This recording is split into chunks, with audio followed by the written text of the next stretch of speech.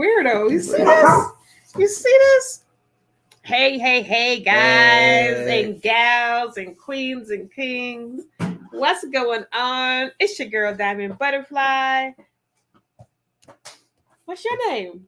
What's my name? My name's T Wade in the house. How y'all doing? We're just getting a little sidetracked and distracted by this dog that's in here trying to mess with us. All of a sudden, he must know we're on the camera, so he wants to start messing around. But welcome to the show. We're glad that you could join us on Sofa Chat, where we are here every other Wednesday. Glad you could join us. We're going to have some great conversation. We're going to talk a little bit today, do just a little one-on-one personal thing with you. This is what we do. Like he said, every second and fourth Wednesday, we are here and we're going to talk about a little bit of everything under the sun. We're going to try to keep it, fun and light and not too heavy, but that does not mean that every once in a while we are not going to hit those heavy topics and talk about, those taboo topics, because nothing is too taboo for this duo. That's what we do. And that's what we do.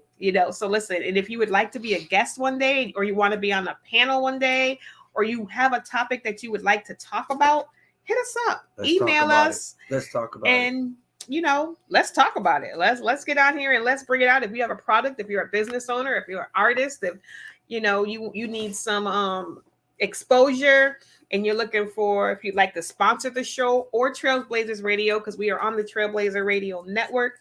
So there are several shows within the network that can promote and talk about you and your product.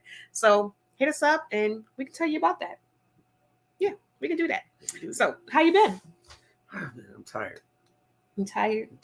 It's a hardworking man right here, y'all. I'm tired. I'm at work 12 hours a day. Holiday, getting your packages for you. 12 hours a day, 5 days a week. Tired. But there's bills to be paid. I gotta take care of the Wizzo. You know how she gotta take care of the Wizzo. Gotta take care of them bills. It's a holiday. You gotta make sure y'all get your gifts and everything on time. It's tired. Tired. I don't even deliver the gifts. I just pack them for you. But still, tired. But that's okay. That's okay, because guess what? After a tiring day, it's good to be able to come home to the Wizzo and get with you. Yes. T Wade and Diamond Butterfly in the house, trying to bring you the best of the best of the best in conversation. Entertainment is what we do. That's what we do. That's what we do. So we want to thank y'all for being here. I'm trying to type, and this is hard. It's hard to type and talk at the same time. She doesn't understand how it's supposed to work, but that's okay. What? We're going to keep it flowing. What do you mean I don't understand? Right now, we're going to have a little conversation, okay, with y'all. We're going to seeing how we're this right here. We're going to talk about being able to, we need to know what y'all think concerning being able to express your expectations to your significant other. Or before you even start dating. Like, he's talking about significant others. I'm going to take it back even a little bit further. Like, when should you start talking about your expectations? Like, should you do that while you are dating, talking, or before you get to that stage where you're committed? Like, talk about your expectations at that point. Wait until you're committed. Like, definitely don't wait until you get married. Like, y'all should have been talked about expectations long before you got married. Don't, what was that? Who was that comedian that was like, as soon as she say I do, it'd be like, some things around here got to change. I just had this head in my name. It wasn't you. Yeah, but it wasn't me. No, but there was a comedian who had a thing. Sinbad, that's his name. He had a little bit, and that was his thing. Like, you get married, and then all of a sudden people change. Don't do that. Don't wait until y'all say I do, and then all of a sudden now you got a long laundry list of what you expect from him or her. Don't do that. You can't do that because I signed up for A, and now you don't put a ring on it. Now you want me to do B. Like, that's not fair. Yeah, and no, it does happen. No, It does. it does happen. I mean, you can't always cover everything right off task, right off jump. No. Sometimes you have to learn, and that's what people don't understand. Relationships, not just marriage, like she was saying, but relationships as a whole. They're They're a a learning learning process. Yeah. process. They are, Yeah. and you're constantly learning from day one to day thousand. Yeah. You're learning. If you're with somebody and you're not learning about them on a regular, and you're not experiencing new things with them, then yeah, something's wrong, Right. because it's a learning experience, and it's an experience as a whole. So you're able to enjoy each other through your experiences that you have. You're able to express yourself and try new things. Yes. Yes. I mean, that's the fun in it. Yeah. That is the fun in it. But expectations have to be put on the table so that you know what kind of experiences you're gonna have. You know what you're gonna do. Some things are not easy to talk about sometimes. And some things are taboo to talk about. Yeah, And taboo. some people are so scared to be alone, or they're so scared that, well, if I say I need flowers every week. If I tell him I need flowers every week, he gonna think I'm too needy, I want too much, and he's gonna leave me. Well, if that is one of your necessities, like you are a girl guy, I mean, guys can get flowers. If you're somebody who needs flowers, Can guys get every flowers? guys can. Why Guys can't y'all get get flowers? flowers? Can we get flowers? Why can't guys get That's the flowers? question. Can we get flowers? I'm just saying. Have I ever bought you flowers? No, that's what I'm saying. Can guys get flowers? We got to I'm get him just some saying. flowers. We Can got to guys get him some flowers. Y'all act like we don't know what to do with flowers. Like, I'm not a big flower person. He used to not. always buy me flowers, I did. and I never told him that I wasn't a flower person. She didn't. I appreciated them. I never was like, ew, flowers. Like, I wasn't that type, but it wasn't my cup of tea. I always appreciated them. But I'm just not a big, like, oh my gosh, he bought me roses. Like, that's not me. Matter of fact, she don't even want roses. If I do get her flowers, she'll appreciate them. But for some reason, roses aren't her thing. She's extraordinary. I want something different. Yeah. She don't want the same old thing. I want something different. But again, that's that communication, yes. and it's a statement on the expectation, which I didn't know originally, but I know now. You know now, yes. But back to what I was saying, if you do want flowers or something, whatever it is, we have to go out and do something together every week. I need this. I don't care if it's a walk through the park. It doesn't have to always be spending money. Whatever your needs are, do not be afraid to say them, for fear that the person will not want to be with you. Because why be with somebody who doesn't do your non-negotiables? If this is a non-negotiable for you, we have to spend time together. We have to do something together. 7 days cannot go by where we did not spend intentional time together. If that's important to you, that needs to be known. And if the person that you are trying to date to build a future with is like, you crazy, like my life, my work schedule, this, blah, blah, blah, blah, then you know that's not the person for you. Don't try to make somebody be what they weren't when you got with them. Right. Don't be like, well, he gonna get with me or she gonna get with me, and I'm gonna be so good to them that they're gonna evolve into this person that I want. No. Find the person that's already there why are you trying to retrain somebody? Now, there are things that you don't find out about people until you get with them. Yeah, just that. Which is what he said. You will never know everything about somebody from a couple of dates. Y'all could spend 6 years dating. There's some things you won't find out until you live with that person. That can be ugly.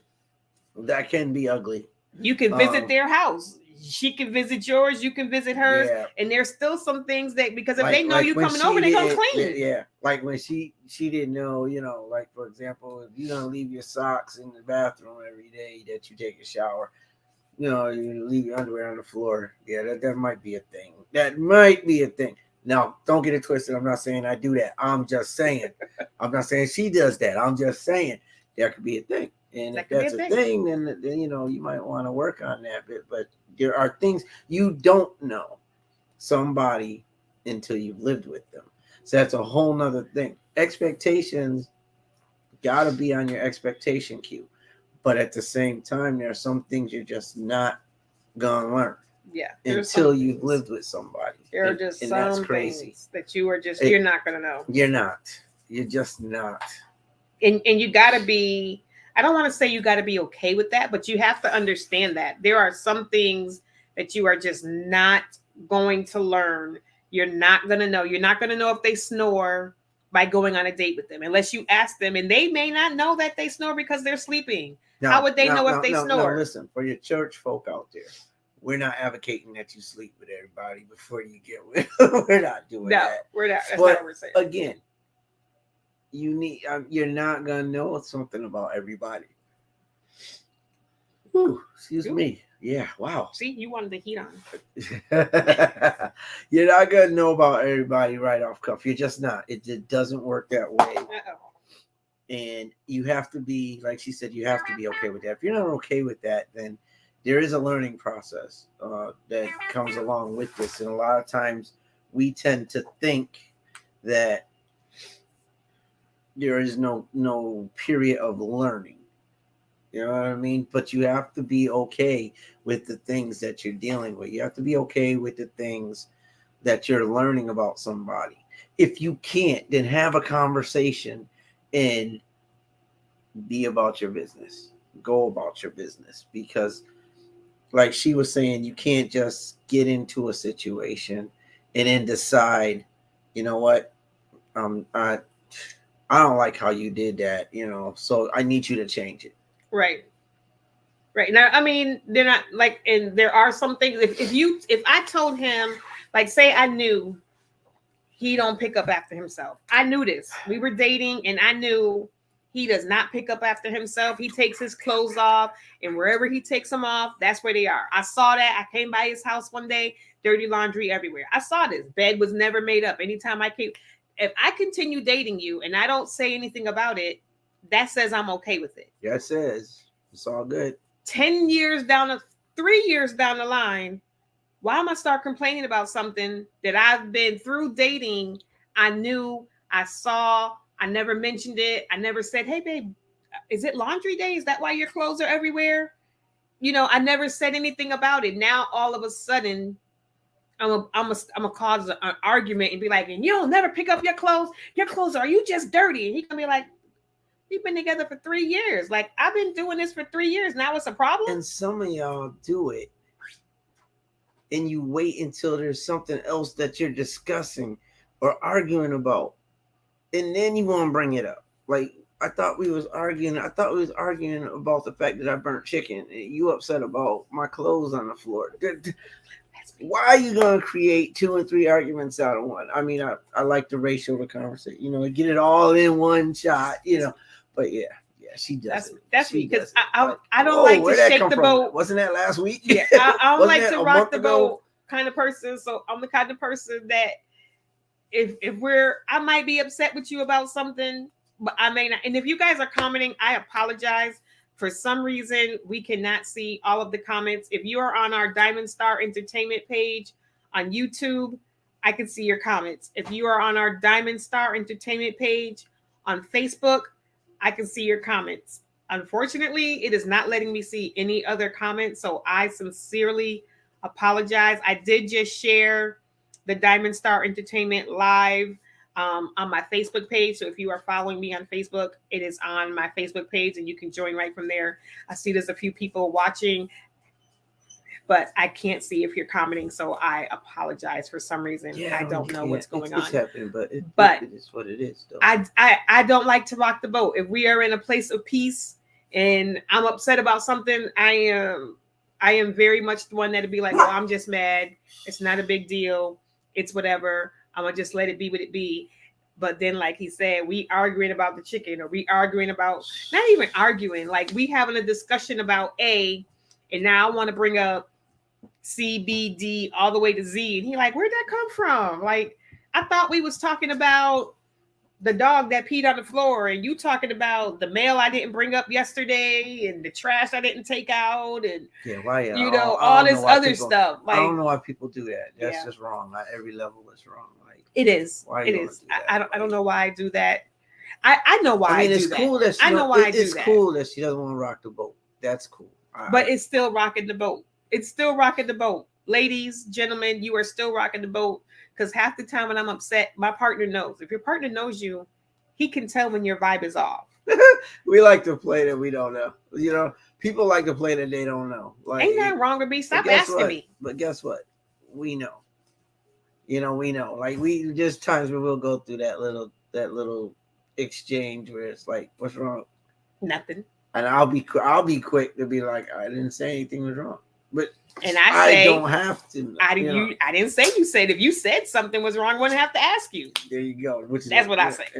I will say it too. We're two peas in a pod, and we do that because we don't want to rock the boat, so to speak. And that's cool. Or we're trying to avoid conflict, which is that same thing as not wanting to rock the boat. I don't want to say anything because if I say something, it might start an argument, and I don't want to start an argument. But then your partner can sense that something's wrong, so you're already creating an atmosphere where somebody's feeling like, oh, you got something wrong with you, but you don't want to tell me. Fine.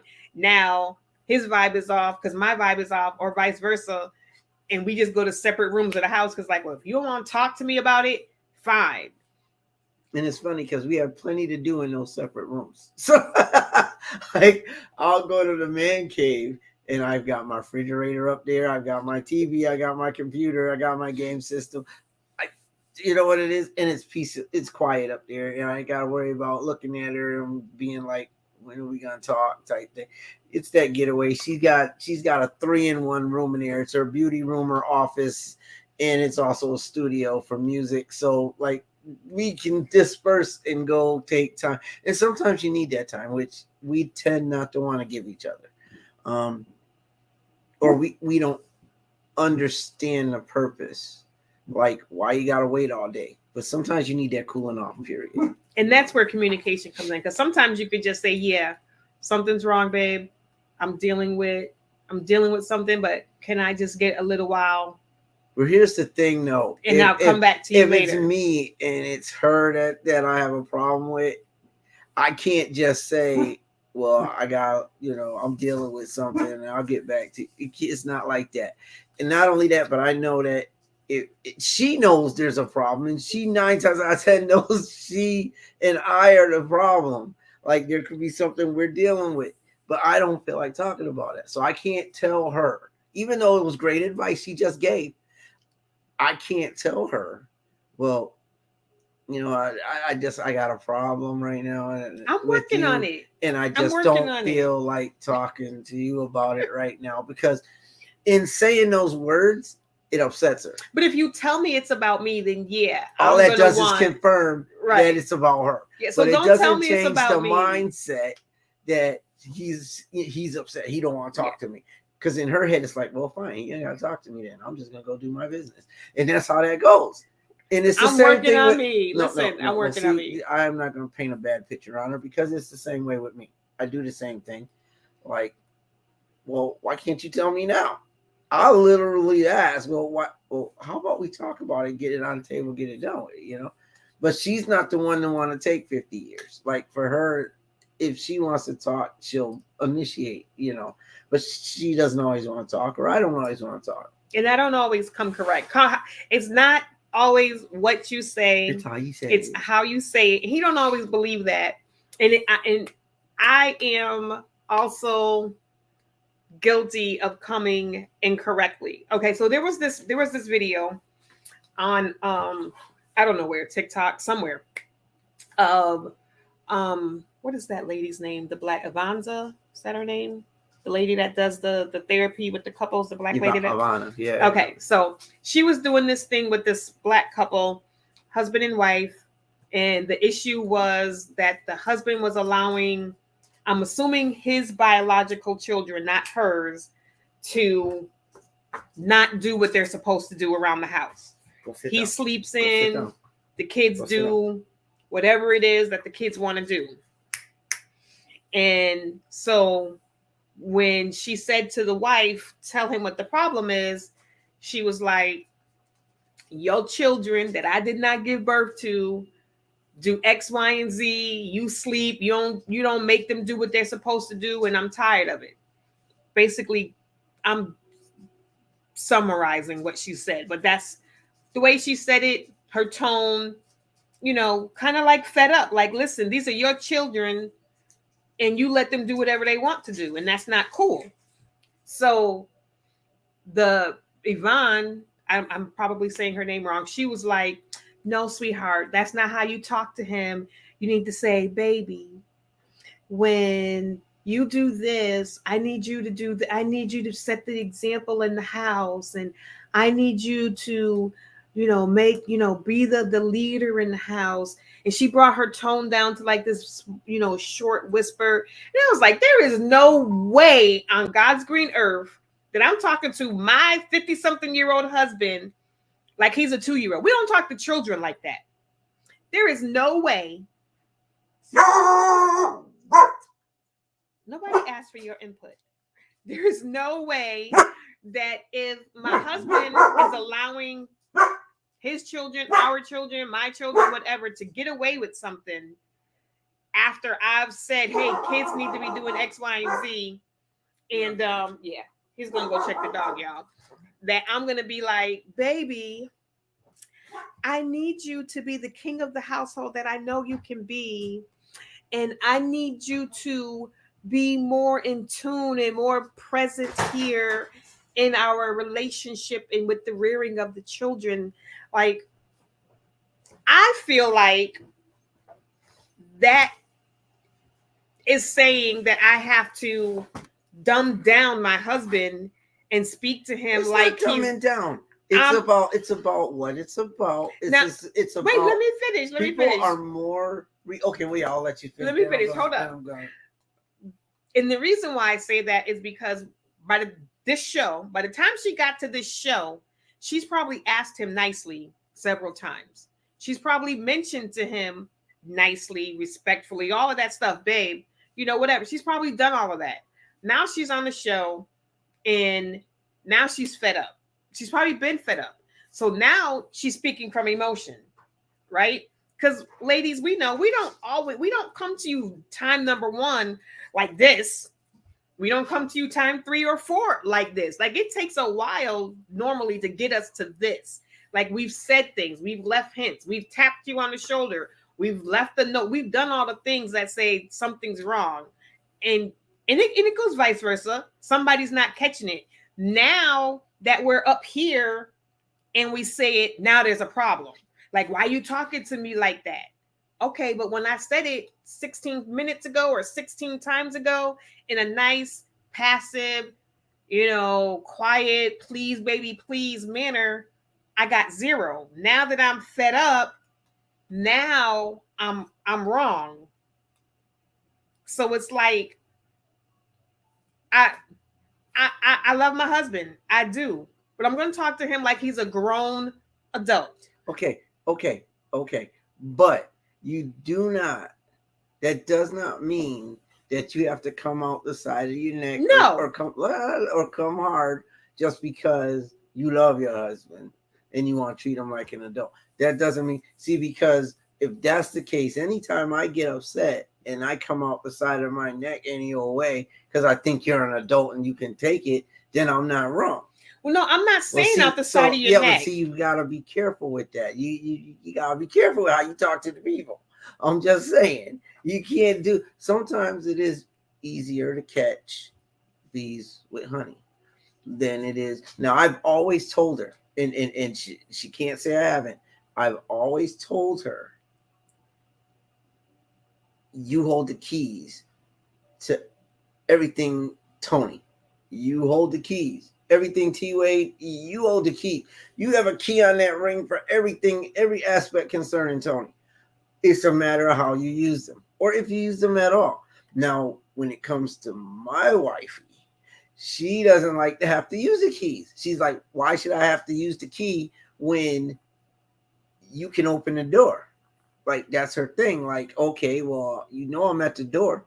Can I use? Let's, why you gotta wait for me to use the key? But sometimes we do get in a situation, and when I say we, I mean everybody, where we aren't responsive to anything but those keys.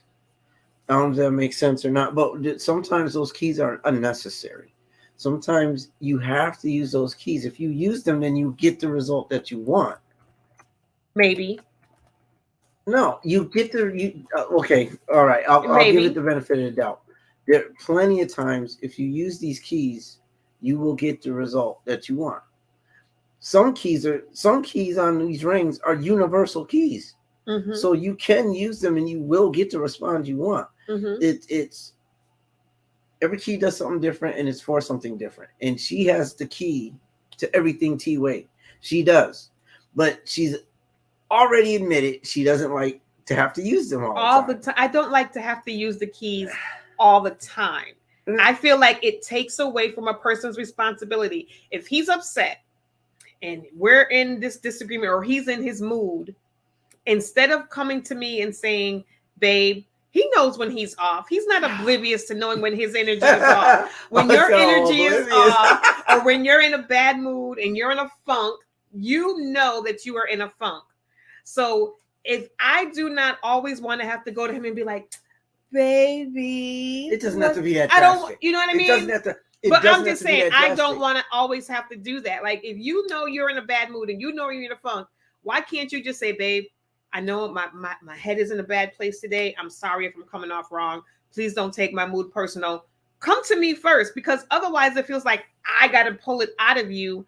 And then he's like, well, like if I walk up to him and I give him a hug and I give him a kiss, he's like, that will just melt me. And if I'm in a bad mood, it'll just make me feel better. Okay. So that takes away from your own responsibility fixing yourself. But it also opens me up to be responsive to that conversation that you're looking for.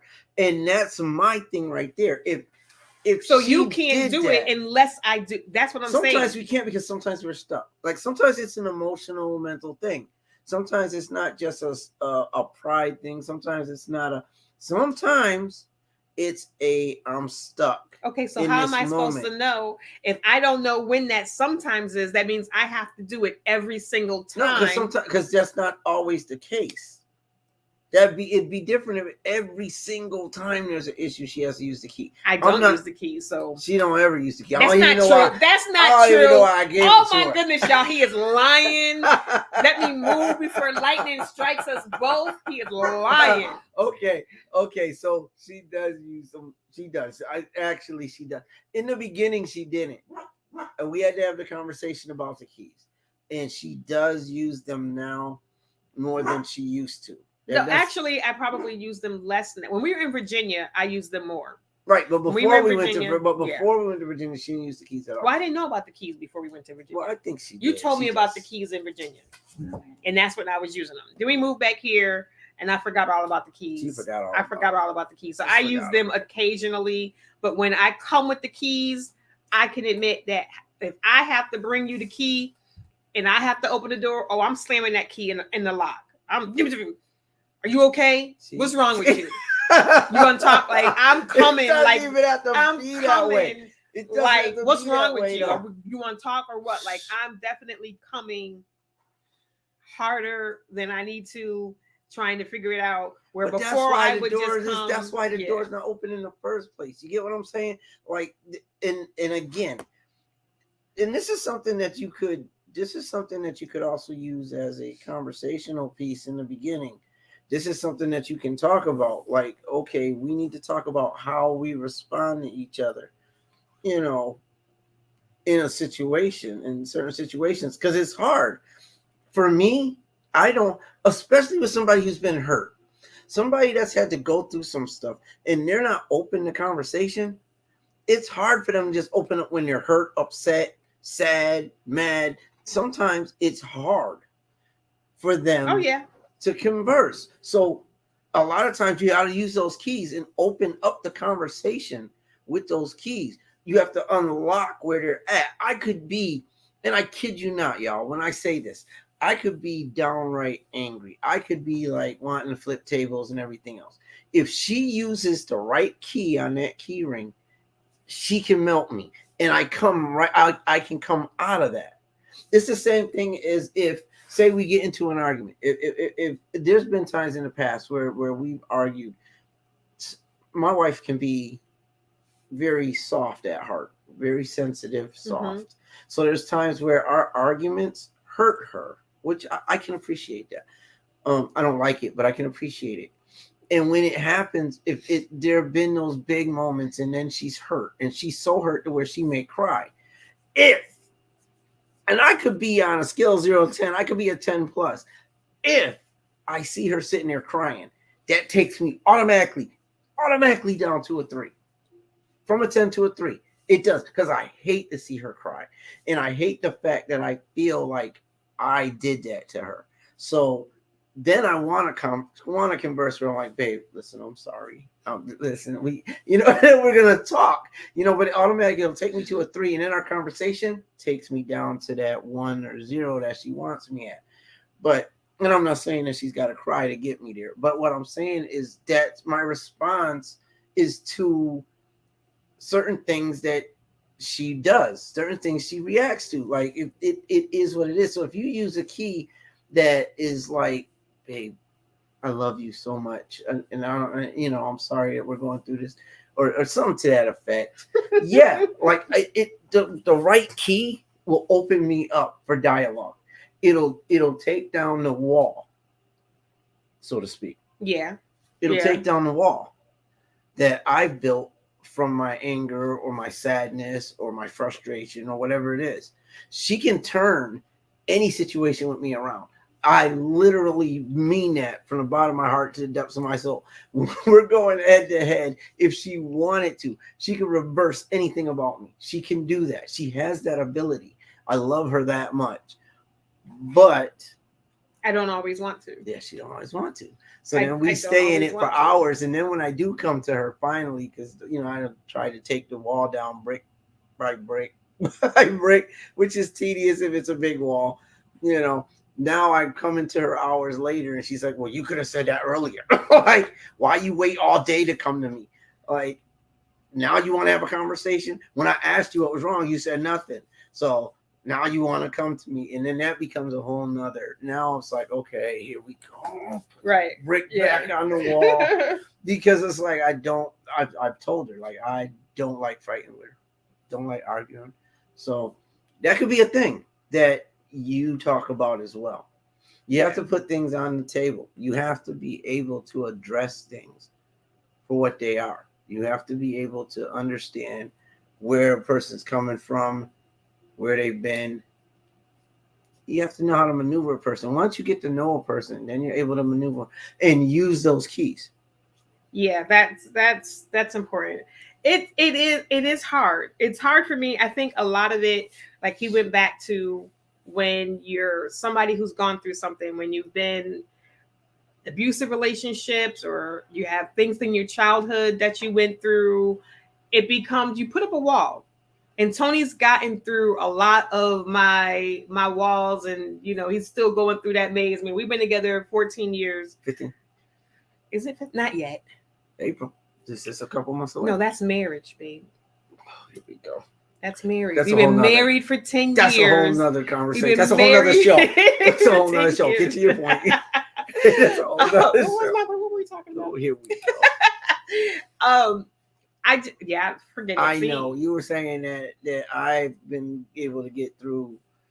Oh, some of my defenses. So, I have my own little quirks and things that, and I don't think it's pride. I don't think it's pride with me. I think there's just certain things that I've had to do in past relationships that I'm at a point where I'm like, I finally have somebody that I love, that I feel like they love me too. And now I want to be catered to. Like, I don't want to be the person that always has to go. I don't want to be the person that always has to make it right. I don't want to be the person that always has to be like, baby. Like, no, I want somebody to be baby to me. I want somebody to come to me and put their arms around me and give me a hug. But she does have and that. I'm not saying he doesn't do that. I'm just saying I think that's a part of why I am so like, I'm not doing that. Like, I've done it for too long. I don't want to have to do that. I want you to fix yourself.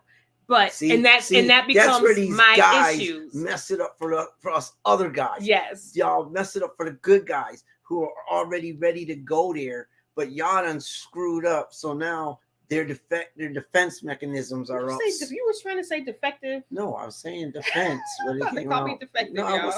I wasn't gonna call it defective. I never call my wife out her name. but I do understand where she's at. You know what I mean? And you've got to learn who you're with. You have to take the time out to learn who you're with and how they work. And if you're aware of the issues that they've had in the past, then you go forward like you're supposed to. Right. You know what I mean? You don't ignore it and be like, well, screw you. You know, I'm gonna do what I've been doing. Like, once you know somebody, then act accordingly. Yeah. And we tend not to want to do that. And sometimes she brought it up. Sometimes it is pride. Sometimes it's a pride thing. It's not always a pride thing, but sometimes it's a pride thing. Yeah. And it's hard. But you gotta have these conversations. You gotta talk. You gotta figure out what works for you and let it work for you. And if it don't work for the other person, then like I told you in my show last week, reevaluate then. Reevaluate. Mm-hmm. But you gotta have conversation. You have to have the conversations. You have to work. You do. You do. You got to have that kind of. You do have to have those conversations. And this is where people say, you know, healing yourself from broken relationships, healing yourself from past hurts before you get into a new relationship is important, because then you don't have that baggage that you're bringing into the new relationship. He doesn't have to work so hard to break down any walls. I don't have to work so hard to convince him I'm not his ex and all of that type of stuff, because we've already done the work to heal those wounds. Are they ever 100% healed? I don't think they're ever 100% healed. Like, if you get a scar, it may, go over, but that wound is always there. It's never like, oh, I don't even know where I was cut at anymore. Like, there's still a scar. So there still may be things that trigger you that somebody might do, but I think you handle them differently if you've gone through the process of healing yourself or figuring out what it was about that relationship or what it was about whatever it is that caused you so much pain. And once you can get through that, then when you get to a new relationship, you're not judging your new person by what the old person did.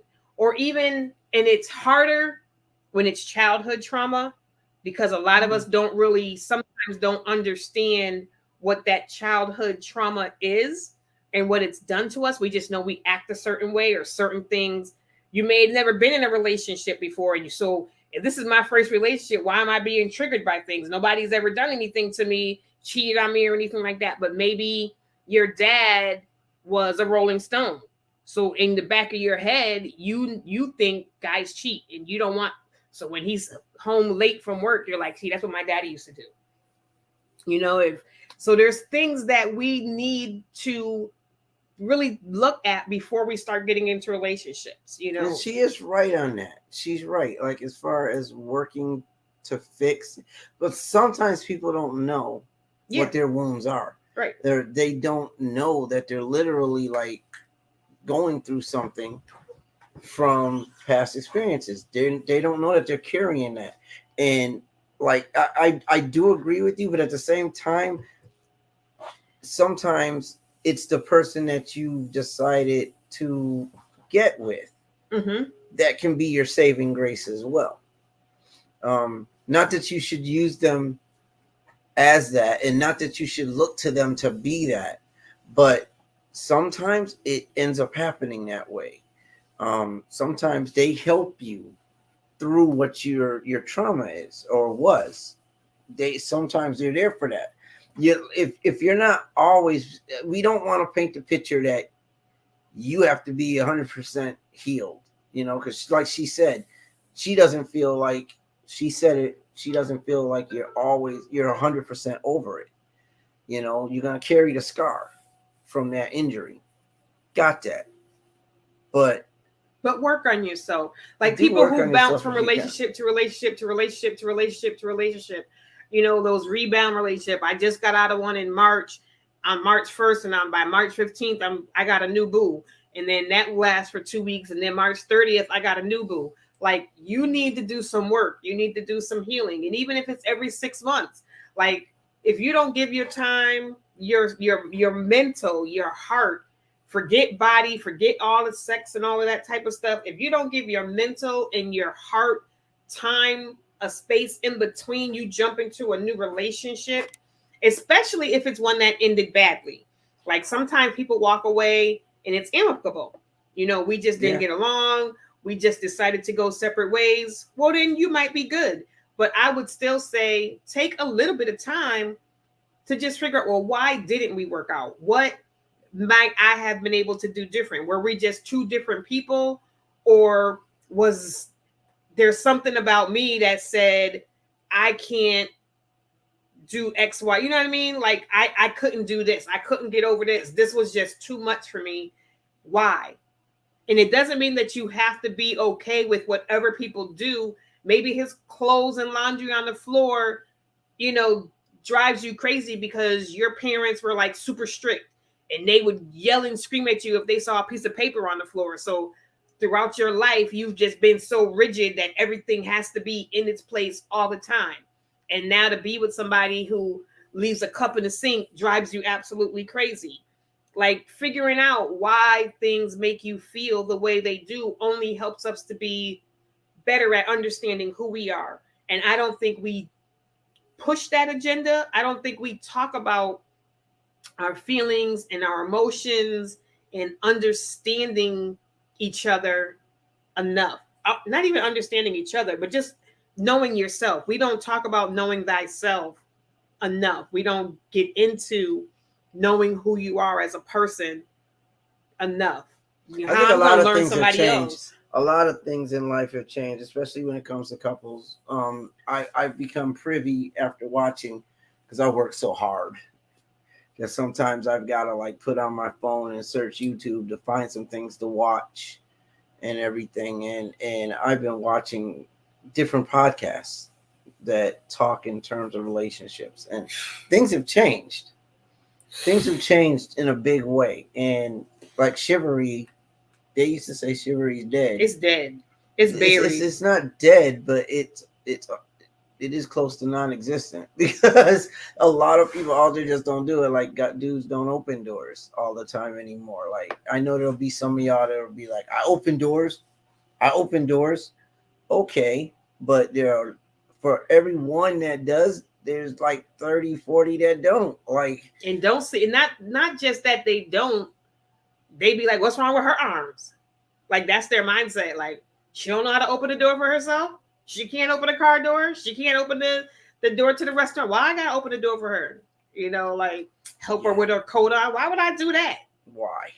And it's irritating to hear some of the excuses for why they don't. Like, they literally are adjusted to their thought process, and this isn't something I need to do.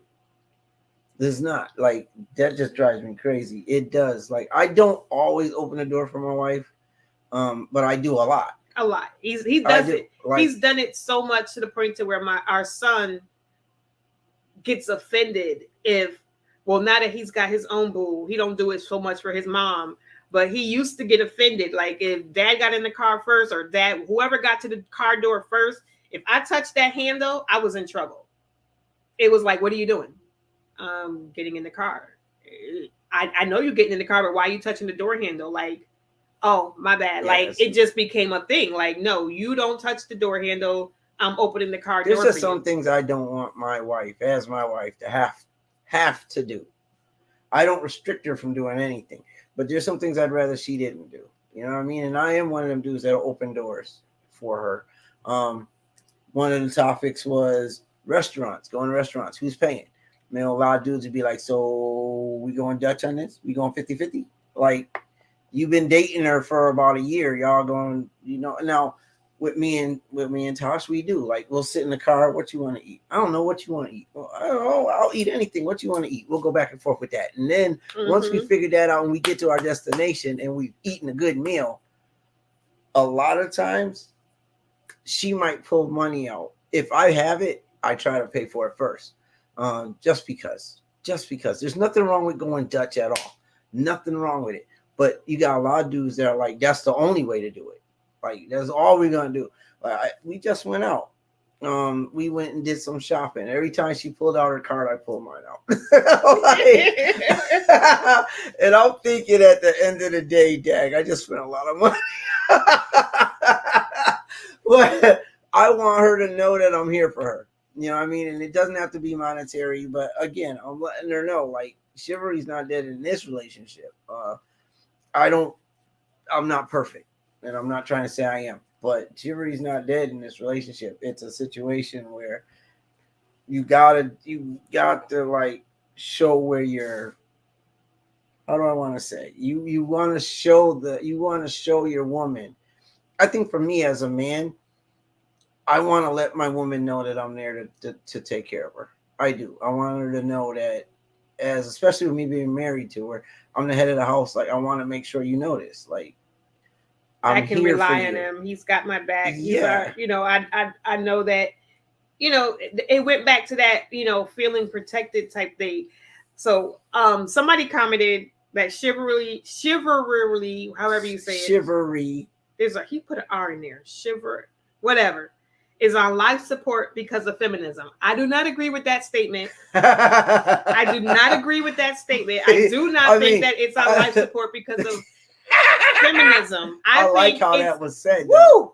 I think it's on life support lately because of there's a whole lot of men podcasts, men out there telling other men that they're not supposed to do that stuff. Your woman's supposed to be submissive. Your woman's supposed to do what you tell her to do. You the head of the household. All of this different type of stuff. Like, I just saw one that was like, don't give no woman your money. Why you giving her your money? Why you paying the bills? That's why chivalry is dead. Like, there's too many men out there building these platforms and having thousands of other men now join in and hop on the bandwagon. I guess it's the male version of feminism. I don't know what that would be equated to, but saying you don't got to do for a woman. You don't got to do all of that stuff. But she's still she's supposed to do everything for you. She's supposed to cook. She's supposed to clean. She's supposed to sex you like she's a streetwalker. She's supposed to bear the children and raise the children, take care of you, cook dinner be on the table when you get home from work. Even if she worked, she still better figure out to have that dinner hot when she get home and take care of all of that while you kick your feet up and smoke a cigar. Like, yeah, I'm the one that said that. I know. I wasn't trying to call you out. I wasn't going to call you out. Nope. I can't. I'm gonna stand on what I said. I'm gonna stand on what I said because to a degree, and welcome to the show, Fred. But like it's to a degree, there is an aspect to where that's true. Yes, and I'm not where that is true. I don't think it's on which life is why support I laughed because of feminism. I think there's a few things that you can throw into that bowl of soup that make it life support worthy, but not just that. Like that. No. But that isn't a component. It is. It is a component. It is a component. Yes. Because at the end of the day, there are issues with that. Yeah. Women want to be equal, which is their argument. Women want to play the equal card. I want to be equal. I think they want to be equal, but they still want to have all of the components. So they want to have feminism. A cake and eat it too. Yes, they still want to be treated like a princess. And men don't feel but like they want to letting you have your cake and eat it too, because at the end of the day, we just getting the cake. We ain't able to eat it. Y'all want your cake and eat it too. Like, this is that to his point, that is correct. Yeah, you know what I mean. Yeah, but yeah, there's a lot of different components to that, because at the end of the day, these. Especially, and forgive me if I offend, but a lot of young people are like that. Yes. Like, that's a thing with them. Like, it's like they weren't trained. And again, they may not have been, because you got a lot of kids that have grown up now that are in this new generation that didn't probably have that father figure, or they weren't taught what chivalry is. Or example hasn't shown them that this is what you do. This is how you treat people. No. But yeah, I mean, to your point, Fred. Yeah, I mean, feminism is it. It's a component. It's a kick in the Yeah, groin. it's a component. I'll give It it is. like 50%. I'll give it like 50% Ooh, of that's big. 50% That's of the huge. issue. I'll give 50% it. is huge. I'll give it You like sure 50%. you want to give it 50? That's I will. huge. I'll give it like 50%. I'll say the other 50% is toss up between like our generation. We learned from our grandparents and who were doing that type of stuff. Mhm. And we're the last ones probably to do that. What you see on TV and stuff today doesn't show that. And then the other component is, like I said, these male superstar podcasters out there telling other men you ain't got to do none of that stuff. Well, you got these same podcasters out there saying that this is what, like, they're speaking for all of mankind. So it's like men don't want that. Like we had a woman, there was a guy, but they can't. But they can't speak. But they can't speak for every man because every man is different. exactly. They can't speak for the majority. They can only speak from their own perspective. And the moment that they say most men or all men don't want that, they're wrong. Yeah, and this dude literally, like, I had Tosh watch it. This dude literally sat there and said that he didn't care what the F that women were going through. He was a provider and he felt like they should be more womanly, more feminine. He wanted the more feminine. And he's like, when are we going to talk about being women wanting to be feminine? Now they just want to be strong like men. When are we going to talk about that? Like, okay, but I mean, calm down, dude, because the way you're coming, he don't care if she was a single mom. He don't care if she had to raise her kids by herself. He don't care if she none of that. I don't care if she get with me. She better be all woman and she better be light and dainty. Yeah, and that's it. And if I say something, it is what it is. That same conversation came down to the alpha title. Male. Yeah. You know what? That particular concept right there, alpha, beta, male, female. You know what, y'all? I'm gonna say this, and I don't care who. I mean, I know y'all agree with me when I say this, but everybody else that's listening and watching, I don't care who disagrees with me. The alpha and beta male concept needs to be thrown out the window. It does. It's a title. Why are y'all comparing yourselves? Y'all are literally attaching a mentality that's based on the behavior of pack animals. Yeah. Yeah. Y'all are no pack animals. Wolves, hyenas. They operate in packs. There's always an alpha. There's always a beta. Even lions and prides operate that way. These animals act this way. We're humans. We don't roll in packs. Yeah, and it became a situation where that's a social structure. Yeah, it is, and that's how it works for them. Like, so he's like, I'm the alpha in my house. That's a 2-person household. Like, that's you and your wife. That's your pack. Yeah, and the question became, can a woman be an alpha? And then it was said when the women said yes, he was like, it is not going to work because you can't have 2 alphas, but you can have 2 alphas. And Jay-Z and Beyonce were brought up, where Beyonce's an alpha. But then it became the women were saying, but you have to be an alpha. She knows where to be in her leadership when role. To be an alpha and when not home, to be an alpha. She's going to be the wife. Right. When she's in business, she's the head of her company. She's the leader. She's the alpha. You know what I mean? Yeah, and I agree with you, Fred. That concept does need to get thrown out because how about we just throw that away? Yeah, we need to. And then this check this out, y'all. There's a question here. But what about these female influencers that stand on being an independent woman, but the first man that drop in their account, they get married and start a family? But what's wrong with this is the thing. What's wrong with being an independent woman doesn't mean I don't need no man. It means I can take care of myself. But guess what, Kai? That is a, I won't say a false pretense, but when the minute someone says independent, especially a woman, a black woman, and I'm not saying it's a terrible black woman. Now, the minute a woman says independent, that could possibly raise a flag. But it shouldn't. It what it should say, because we as women get mixed messages. Like in the podcast that Tony was talking about, that was brought up. And then the woman said, well, Neo wrote a song saying y'all like independent women. Y'all want a woman that can take care of herself. She got her own bills. She buy her own car. She pay her. Y'all want that. But then you got the other men saying, no, I want to be needed. I left you my wife, because you the CEO and you taking care. And I got her the waitress because she needs me. So we're like, well, do you want the independent woman or do you want the woman who needs you? Like, we're getting told two different stories. And then if you're a woman and you continually get let down by men, you learn not to rely on a man. I have to be independent. I have to be able to take care of myself, because if I rely on my man like I should be able to, he gonna let me down. So then what do we do? So I'll ask this, Kai. This is I'm gonna challenge you with this. What was your attitude or mentality prior to being married? I always wanted to be married. Always wanted to be married, but that's because I came from, just feeling like I wasn't loved, wasn't whatever, blah, blah, blah, blah, blah. So I always wanted that person to take care of me. That's what I was into the category of I need you.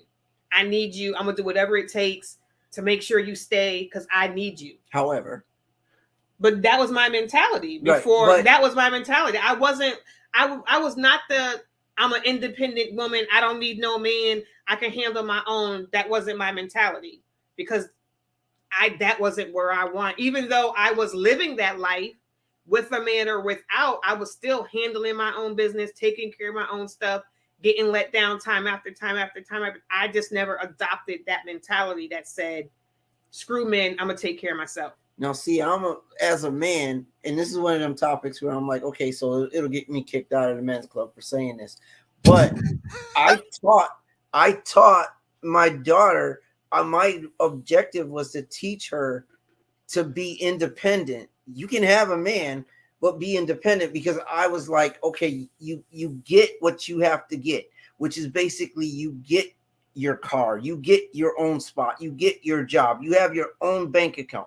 That way, if you get with a guy and something goes south, you can still take care of you. Right. And in my head, that was me telling her this is how to move independently. Right. Opposite of what could happen later. Because later on, you get with a knucklehead. Next thing you know, he's kicking you out. You got nowhere to be. He's not letting you use the car because he's mad, or he's always gone now, hooking up with some other chick. So you're stuck wherever you are. So have your own car, have your own bank account, because you don't want to have to continually ask him for money, especially when he's mad and don't want to give you jack, or else he's complaining every time you ask. Right. So have your own. Like I tried to train her like this in the mindset. This is what you do. Set yourself up, because at the end of the day, I'm a guy. And not to be funny, but I know how we move. Not that women don't move that way, but right. As a man, right. I know how we move. And I'm like, you can't, and not all men are like that. So y'all that are listening, that's not what I'm saying. But there are plenty of men out there that are. And my thing is, I didn't want my daughter, who's a rockhead sometimes, to set herself up to fail, because I don't want to have to go out and buy a gun. I don't want to have to go out, or have somebody have to go to the bank and get bail money, so I'm teaching her. I was teaching her to be independent on a different level. And I think right. It means independent. The phrase independent woman has a different meaning for different people. Right. I think for me, it means I can take care of myself, but that doesn't mean I don't want somebody in the cut, or I don't want to be married. It just means I can take care of myself, or I've been taking care of myself, and I have the ability to take care of myself. With some women, that's what it means. Right. With some women. Think about this, though. Think about this, y'all. If that's the case, if folks are hollering independent this, independent that wouldn't necessarily be true, because we're codependent on. So the perfect example, Tony. If a woman, and this is, and I'm saying this, or this is across the board, a person can say that they're independent, However, they're working somebody's job. So basically, you're not independent because you're codependent on working that job to get you that paycheck. Well, that's a different aspect to life, though. That's like, I mean, you're talking jobs compared to talking relationships, and I think like with relationships, But you're still codependent on somebody. Yeah, but when people say independent, they're meaning I don't have to rely on. Well, they're speaking relationship. I don't want my partner. I don't want to have to rely on my partner, or I can't. Experience has taught me I cannot rely on a partner to carry their portion of the relationship. So I have to make sure that I can do it by myself so that I don't fall. Like I was like watching the podcast that I showed Tosh that we've been talking about. After watching that, like I'm at work as a man. I'm at work. I'm working my behind off while this podcast is playing, and I'm literally yelling at my phone while I'm working. And my coworkers are literally looking at me like, "What is he yelling at?" Like I was mad because I'm like, "Really?" Like it literally shook me that the mindset. Who was the podcast that you were watching? That's Was it Fresh and Fit or was it somebody else? It was somebody else. It was what's it called? There's 3 guys, and they bring guests on. 3 young guys, and they bring, what is it called? I keep forgetting. It's on my phone. That's in the other room. But it really for me to, I'm like looking at them as, okay, y'all are young dudes, and this is how y'all think, and you represent this new generation that's under us. So this lets me see what everything's coming to. This is showing me what we're about to hit with that generation, because this is their mindset. And they're speaking for everybody when they talk, even though, like you said, Fred, they can't because that's wrong, but they do it anyway because there is no logic in what they're doing. Like he literally said, men don't want that. Men don't want no strong woman. Men don't want no alpha woman. Men don't want no independent woman. We want a feminine woman, which okay, men do, but some of us do like women that think for themselves. We do like women that can carry themselves. Say you can't be strong-willed, strong-minded, a leader, and also be feminine. Right? And like they separated. They created a divide between the two, and it was crazy. Like they blatantly created a divide, and I'm like, why? Why are you thinking like that? Who hurt y'all? They was which is when the girl asked them that. Who hurt you? But they kept asking the girls too, like, who hurt you that you're that mad? They was mad because the stuff that they were saying was off. Like it was crazy. I'm like, I wish I was watching it live because I could have dialed in and I would have yelled at them. Like, I would have teamed up with the women because it was crazy. I'm like, this is what the new generation is thinking. This is what they're doing. It's not cool. But this is like why I was saying where I gave part of the issue to chivalry to the podcast, because podcasts like this, not just young guys, there are some older guys who are preaching that same thing, and then the younger guys pick it up. Yeah. And now they're putting it out into the atmosphere with their own podcasts and their own whatevers. But it's like, so now you get, just like with the negativity, one person says it, somebody else is like, oh, I'm not supposed to pay for the date. Oh, I'm not supposed to open the car doors. It was funny too because I came home riled up with it. But I'm like, I know where my podcast is gonna go. So I came home. We're laying down watching TV, and I'm like, Tosh, I need you to watch this. And I'm telling her ahead of time what it was about. And she was like, "Oh, they just do that for the ratings. It's just for the ratings. I don't pay it no." Nah, some of these cats actually believe that ridiculousness. Yeah, she started watching it. Next thing you know, she yelling at the phone.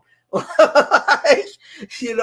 like, yeah, it's just that serious. It really is, because not even if it is a podcast, and even if you're doing it for likes, you're spreading that disease. I'm gonna call it what it is. That's a disease to me. Like you're literally telling people this is how it's supposed to be, and you're lumping all the men in the same. Because when the girl said something, they wanted statistics. Yeah, like, do you think more than 50% of the guys? Where's your statistics to back up what you're saying? But the guys were just saying all men or most men. Like they weren't No statistics. putting no like statistics, but they expected the women like to have statistics for stuff. I asked you. But you can't. But see, you can't. But see, again, you can't say. You can't even put a number behind it. Like You you can can't say, say. well, You can't say all or even some. know, that's about all you can say because there's billions of men in the world. You don't know them all. Yeah. Nope. Then they talking about they even oh my goodness, this generation is scaring the mess out of me. I'm like, because he said he was talking about cheating. Oh gosh. He was talking about cheating, and his thing was because she was saying that they get with somebody and they know they got something good at home, but then they'll turn around and go next door and get something else because what they got at home, they're missing a component. So it could be sex, it could be, well, that one over there is a good cook. You got everything, but she's a good cook over there, so I'm gonna go over there. Basically, they were talking sex though, so it's like, what I'm not getting at home, maybe you're not a freak, and maybe I need a freak, so I'm gonna go over there and get that. But then I'm gonna come back home. It ain't like I'm leaving. Like it was matter of factish. Like this is how it's supposed to be. That's like, not how it's supposed to be. What? Like, dude, are you serious? And he's like, they don't mind. It ain't no big deal. It's like everybody cheats. Like, really? You're making it a norm? That you can't say everybody cheats. That's a false statement. Yes, that's a false statement. And my thing is this: if you're not getting a specific thing where you currently are, it's incumbent upon you to talk to your partner and let your partner know what that is. So both of you guys can work toward that. Can work towards what the woman said was why not leave? If you're gonna do all that, why not just leave? And dudes were like, why? Like they literally was like, why leave? Like she don't got a problem with it. Like who don't have a problem with that? Are you serious? Unless you have talked about this and y'all want to do that, that's different. But if she's in it to win it and she's in there with you, ride or die, and you decide you want to get with Susie around the corner, I'm quite sure she ain't happy with that. I'm quite sure she ain't happy with that. But again, they lumped people and they really went hard on their beliefs to where like they're cussing and swearing in the whole night. They were adamant about their feelings on this. And I'm like, they're wrong. My shift yelling at the TV and I work 12 hours. They're wrong in that. Totally, we both know that all three of us know that they're wrong in that mentality. Because if you're gonna go over thinking that the grass is greener on the other side and you ain't took care of your Lord, took care of the Lord, your damn Lord, you're a fool. They needed to be around. They needed to have that show with grown men that know what they're doing and know what they're talking about, and then they can, you know what I mean. Then they can have a real dialogue and maybe learn something because they're not learning anything. But you know what they'll do? But then if cats like me and you came onto that show, and I know other dudes that would share the same mentality as us, and cats like us came on that show and to talk to them, they argue us down. They say, "Oh, you old school, you old head. We don't do that stuff no more." That's they're making attempt to argue us down. Yeah, they'd have to kick me off the show because that's the one time in life where I would literally be calling them out their name. Like you just stupid and ignorant. That's what that is. You're ignorant right now. Like you talking like you got no brain because that's not what we do. But just like they say when they talk about when guys talk about women, talk about their she for the streets, a dude can be for the streets too. Oh yeah. True enough. Let's not get that part twisted. So that's but if true.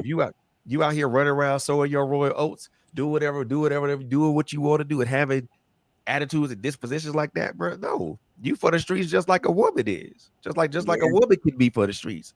Because if you out here, again, like I said, if you go over to someone else's yard thinking that the grass is greener and you ain't attended to your yard, you're a fool. Yeah. Well, half of them think that it's okay, especially if, let's say, they take a care home.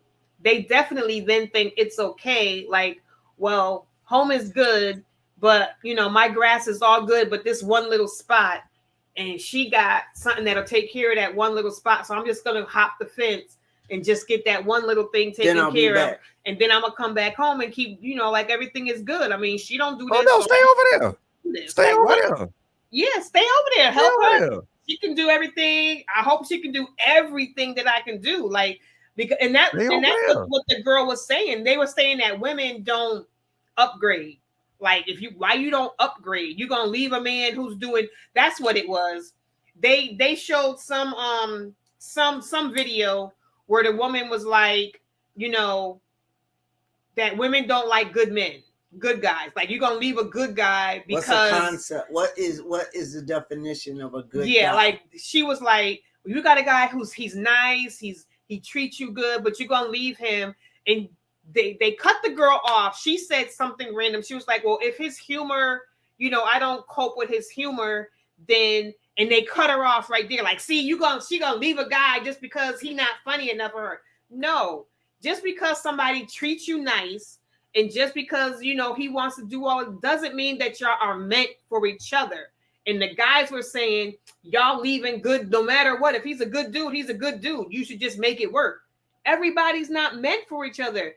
Just because he's a nice guy doesn't mean he's a nice guy for every woman. But the wrong question was asked in that case, because it's like, what is a good man? Yeah, that should be personalized. Yeah. And that's what she was saying. It depends on the person. What do you consider to be? Right. Because what you consider to be a good guy may not be what I consider to be a good guy. Right. You know what I'm saying? Every woman is different, and we're allowed to have. Every man is different. What I do for Tony, some other guy might be like, nah, that's not good to me. I need a woman who does X, Y, and Z. What Tony does for me, another woman might be like, nah, I can't have, he's gone 12 hours a day. Now that's too much for me. Everybody is different, and you can't say, well, you got a man who works hard, y'all got a car, y'all got a place, your bills are paid. Girl, no matter what, that's a man right there. You don't need nothing else. You don't want him to be stupid. Like, no, there's more to it. Factors. But that's what we're saying. If he work and he taking care of home, I don't care what he do. You leave him, you stupid. But it doesn't work in reverse. No. When he's gonna go to Betty's house and get what's missing. Right. And that's where that came up at. That's where that came where that came up at. That's just not, because that's that alpha mentality. Right. Like, that's why I said stay over there. That's why I said if you go over there, stay over there. But see, here's the thing. They know what they got at home, but they still want to go out and play. So it's the cake and eat it too thing as well. Right. But it's like, that's not, you do what you got to do at home. And like you were saying, Fred, you talk about that stuff. If there's an issue, let's talk about it. If we come to the conclusion this just can't be fixed like this, then okay. That's a whole nother conversation. Is it enough for you to leave over? Which is what girl was saying. Is it enough? Is what you trying to skip out on me on? Is that enough? That's worth you losing what you got at home? And that's why dude was like, why should I lose home over that? Right, exactly. They don't feel like they should lose home. They don't feel like they've done anything wrong. There's no jeopardy. There's no jeopardy here. I only went over there to get what's not here. That's all. I only went over there for that. There's no big. You gonna lose? No big deal. Yeah. You're gonna lose, because what are you doing? What are you going to someone else for in that instance? Because seriously, the person's sex ain't all that great, or they don't know how to cook, or they're not as clean as you would want them to be. How about just have a discussion about that? Right. Yeah. Let's have a conversation. Right. Matter of fact, that goes back to the beginning of ours. Like, talk about what your expectations are. And people don't want to do that. No. Like, when we were young, before you became boyfriend and girlfriend, y'all talked. Like, we literally called it, oh, I'm talking to so-and-so. He's not my boo. He's not my man. That's not my girl. We just talking. We just getting to know each other to see if we want to take it to the next step. Now y'all come out the club, boyfriend and girlfriend. Yeah. Wake up in the morning like, whoa.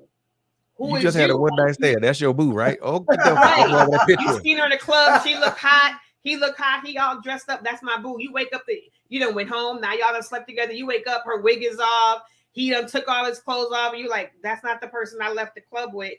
Because y'all didn't take no time to get to know each other. Like, can we get back to getting to know each other before y'all assign titles to each Yeah, other. we're just Stop wasting we're- each we're other's like, time. Talk Talk. first. Get to know each other.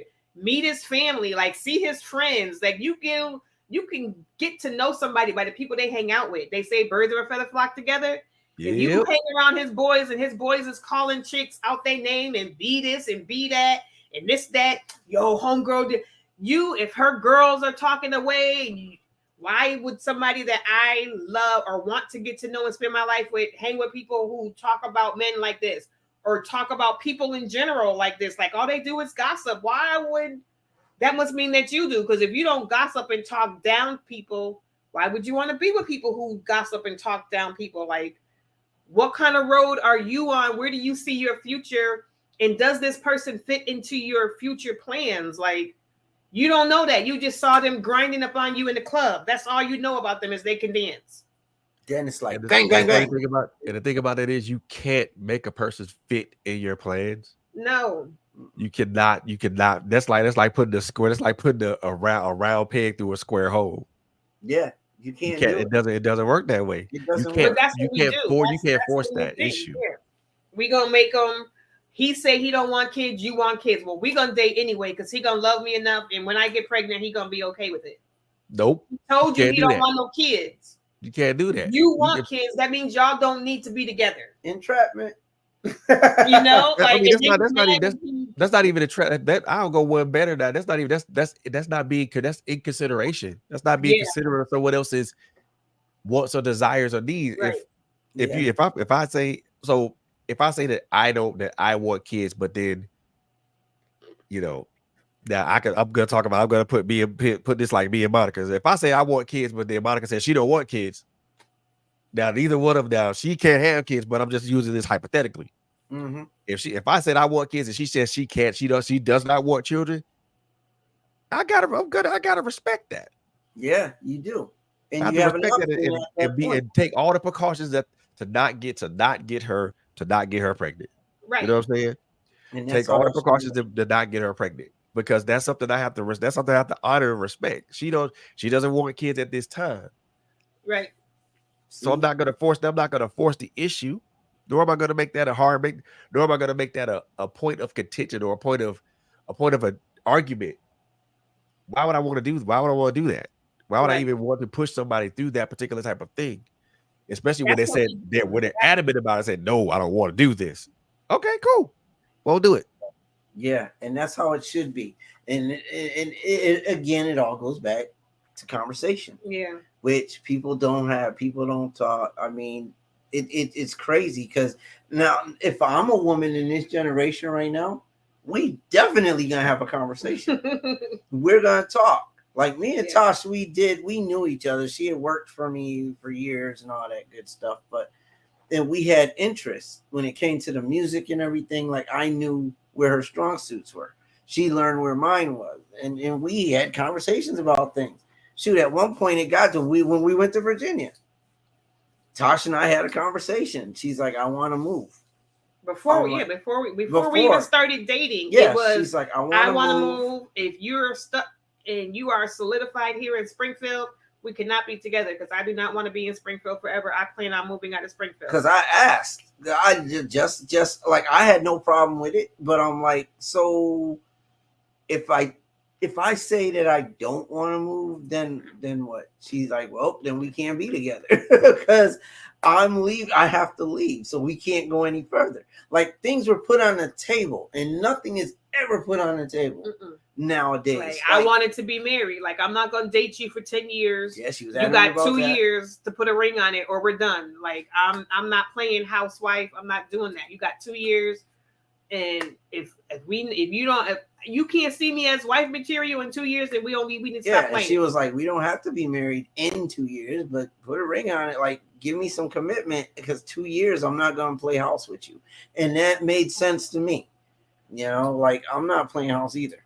I don't want to play house, you know? So we put all the cards on the table. Now, some people are fine with not getting married or not putting a ring on it. That's fine. We're not downing that. We're just saying what we said to say that we talked about some stuff and like Tosh put all her cards on the table. All like, the cards. Real quick, put her cards on the table. Even the jokers, she put it all on the table. And that had me put them on the table. Like, okay, so we're playing, we definitely playing hard rummy right now. Okay, cool. And we knew what the other wanted and what they didn't. Now, the things that we come into now aren't things that we can necessarily talk about. Right. Like, life does dish out different little experiences, and you have to roll with them. You got to figure it out as you go, because some things you can't plan for. You can't plan it for everything. You can't plan for. But the basics, anything. put the basics on the table. Yeah. If you know you don't want to stay in your state, your city, all your life, put that on the table. You don't want kids, like you were saying, Fred, put that on the table. The basic stuff. I don't like a sloppy man, or I don't like a sloppy woman. Like, and explain what that means, because sloppy to you might be different than sloppy to me. Right. You know what I mean? So put it on the table. What do you Let's mean? talk. Like, what do you expect? We even talked about what we expected from each other as husband and wife. Like, if we get married, or as a couple, like, what do you expect from me? What do I expect from you to do? Like, we talked about all of that stuff. Like, I'm a cook. I love to cook. I don't mind cooking every day, but I would like you to cook a couple of times a week, or get dinner or something, because it can become overwhelming. You know what I mean? If we're both working, I may not have time to cook dinner. So you might want to bring something on the way home. You know what I mean? We talked about all of that type of stuff. Who's going to do this? Who's going to do that? And people be like, we did. You don't got to do all of that. That stuff should just work. No, that stuff is not just going to work itself out. You'd be surprised. That's the stuff that causes divorce. Yeah. That's the stuff that causes breakups, period. Because people don't want to talk about what it is. Bump all the talking. And we got stuff to do. And you letting your body speak for you. So, like, most of the talking you do is with your body in the bedroom or wherever else you don't want to let him go because he's, doing you right. But that's not a relationship. Good sex is not a relationship. That's not all that is correct that it's supposed to be about. Like, there's other aspects to this thing. Shoot, money has killed one of my relationships. Money just totally destroyed that one. Totally. Like, we didn't talk bills. Didn't talk what we was going to do, how we was going to work it, none of that stuff. It got ugly. Like, money is a big thing. That should be talked about. Yeah. When it comes to future planning, that's something you talk about. Money, kids. We before we got married, we did couples counseling. We did that premarital, which people don't want to do because, especially in our culture, going through talking to a therapist is so faux pas. But we did all of that. And what what our counselor told us was going to be our issues has been our issues. We had no surprises going into it. He didn't say, I didn't think y'all should get married. But he said, from talking to y'all and understanding y'all, I can tell you what y'all problems are going to be. And our biggest issues have been exactly what he said our biggest issues are going to be. So we knew going in what our issues were going to be. And it was up to us to say, okay, well, do we want to move forward? Right. With this? And I think even then, with them saying what the issue would be, it's like, okay, well. I think we was like, yeah, whatever. Yeah. We was like, yeah, whatever. Not. Okay, let's get to the ceremony. Right. You know what I mean? Even with that, but at least it was conversed about. It was talked about. And we knew. So like Tasha said, there was no surprises. We can go back. And even now, like when learning different things, learning different techniques as we enter this stage as now grandparents, learning different techniques we just got some good advice. Put stuff on the table. This is where your wife wants to be. This is where you want to be. How can we come to a compromise where both people get what they want? Put your cards on the table. Like, that should never be something that you don't do. Is not put your cards on the table. That's right. Never, ever be afraid to say what you want. No. Never, ever. And I'm learning that. I'm still learning that. And that's nothing to do with Tony. That has all to do with my past and my growing up and my past relationships, me being able to verbalize my wants and putting what I want, not necessarily above him, but being okay with saying yes, or being okay with saying no, or being okay with saying, can we do, or I don't want to do. For a lot of people, those things are difficult. And him understanding that a lot of times I just go with the flow to keep the peace in the house. he's like, well, how you know it's not going to be peaceful? Like you say, keep the peace in the house makes it sound like if you don't want to do what I want to do, or if you don't want to go with the flow, there's going to be an issue. And that's just on me because that's what experience before him has taught me. So learning how to now, I always say, like, there's a song in the song for our anniversary. I told him he gave, like, what's that song that Beyonce did in the movie, like, where you think you gave me your voice, gave me my voice. He did, though. I could literally say before him, I was very, whatever it is, whatever you want to do. That's how I was raised. That's how I was taught. Whatever you want to do, whatever you want. Yep. Yes, yes, yes, yes, yes. No was not allowed in my vocabulary. But I've learned through him, I have a right to say no. I have a right to say I don't like that. And I have a right to say, wait, I like this. Not just being able to say no, but also being able to verbalize what you do like, what you do want, where you do want to go. My wants and needs are just as important in this marriage as his. My happiness is just as important as his. And I have a right to be like, you know, I want to go here. I want to go, because he'll ask me and I'll be like, well, whatever you want to do. It's my go-to. Whatever you want to do. It's still a learning process. You know what I mean? Like, that's still a learning process. It goes back to my thought, y'all.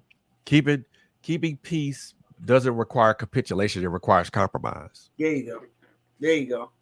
There you go. And it's fun. It's funny because some people don't want to. No, some people don't want to commute. You know, they don't want to compromise. There was a point. You know that saying that says, "We'll just agree to disagree." Well, I threw that at Tosh at one point when we first started. I was like, "So how about we just agree to disagree?" And she was like, "No." I was like, "What?" Like, I wasn't expecting that answer. She was like, "No." You know, and I was like, okay, we're in trouble here then. You know, that was years ago, though. That was years ago. We got to come to a resolution. The resolution isn't nobody's happy. Like, there's like, no, but there are times where you do. Yeah. You're not going to have the same opinion. Understanding now. Yeah. So it's like, okay, let's just, in other words, let's just understand that we're not going to agree on this. Yeah. And there's plenty that her and I don't agree on. Right. But how do you, it's how you deal with it when it comes up. Right. Which leads back to conversation. Right. How are we gonna work this? Yeah, how are we gonna work it? Because if we don't work it right, it's a wrap. And without communication, I've said it like several times before, but without communication, a relationship is dead. You cannot have a relationship without communication. It doesn't work. You're looking for an end before you even begin. Yeah. Without conversation, without communication, it's a wrap. It's a wrap. Like, I don't understand how people aren't talking, you know, like, but then that's me. So other people are different. I can't expect everybody to be like me. But that's where when people say, oh, we're happy. We're completely happy. We have no issues. There's nothing, like, we've never argued. I'm like, somebody's lying. Liar. Somebody is lying and somebody is holding your tongue, because you offend people. We offend people. We do stuff that hurt people. Not on purpose, but we do things like, so if you've been married for 20 years, you've been with your person for 20 years, and you telling me that you have never done anything, either one of you, to upset the other, you're lying. Yeah, something's off. You're lying.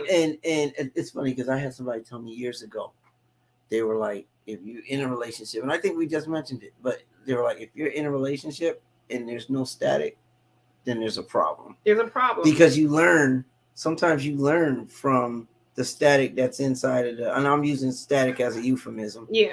But if there's static in your relationship, then you have something you're working on. Right. You're working towards being greater than your static.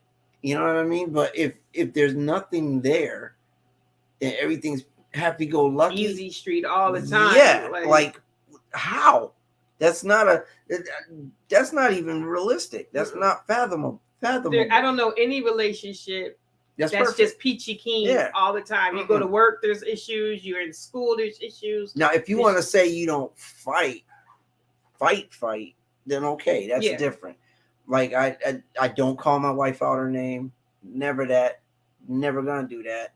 I don't. There's certain things I don't do when I deal with her, but I'm not gonna say that we don't have our disagreements. Yeah. I'm not gonna say that we always agree. We may come to a resolution, but we don't always agree. Right. Because she doesn't like things unfinished. A lot of times she just wants me to agree with her. That's all. She just wants me to agree. Just see it my way. She likes to say, be happy she wife, likes happy to life. No, that's a wrap. He says happy spouse, happy house. So that means either one of us house, can be happy. spouse, right? Yeah. That way it goes both ways. She knows what she be doing sometimes. But it's a situation where you've got to be able to work through whatever you're going through. Right. You have to be able to work. And that's another thing is people don't want to not only not communicate, but they feel like when they're in a relationship, everything should just go smooth. As soon as there's a little bit of static, they're ready to bounce. Yeah, because they don't want to work on a relationship. Yeah. They don't want to work on a relationship. And that's what sucks. Like anything worthwhile takes work. I learned that a long time ago. Oh yeah. Anything worthwhile. Anything. You got to work at it because it doesn't come. Relationships, they write books, but your personal relationship does not come with a handbook. No. It doesn't when come you're with blending two people from two different I don't care if y'all lived in the same neighborhood. It's still two different backgrounds, two different upbringings, two different ways of thinking, and you were trying to blend that together. I don't care how well you get along, but you are still blending two different thought processes and trying to make them work, trying to stay on the same page, trying to, navigate houses and my mood swings and your mood swings and your bad day at work. The dog's been pissing and crapping all over the house and dinner didn't unthaw in time and I burnt the rice. Like you're still trying to put all of that stuff together and make it fit. And at the end of the day, still love each other when you get in bed and, be pissed off at each other. But still, like, I'll be mad at him, but I'm still going to cook dinner. Like, I'm not going to be like, oh, I'm mad at him. That nigga can eat some burnt toast. I don't care. And it's crazy because I've never experienced that. Like, Tasha and I can have an argument. We can have an argument. We can have a full-blown argument. And then an hour and a half later, she's walking in the room that I've segregated myself to, and she's giving me a plate of food. She don't say anything. Yeah, I'm not gonna be like, baby, here's dinner. She ain't gonna have a conversation, but she'll open the door and she'll hand me. And I've never said, "Woman, you better feed me every day." That's not. If she feed me, she feed me. If she don't, she don't.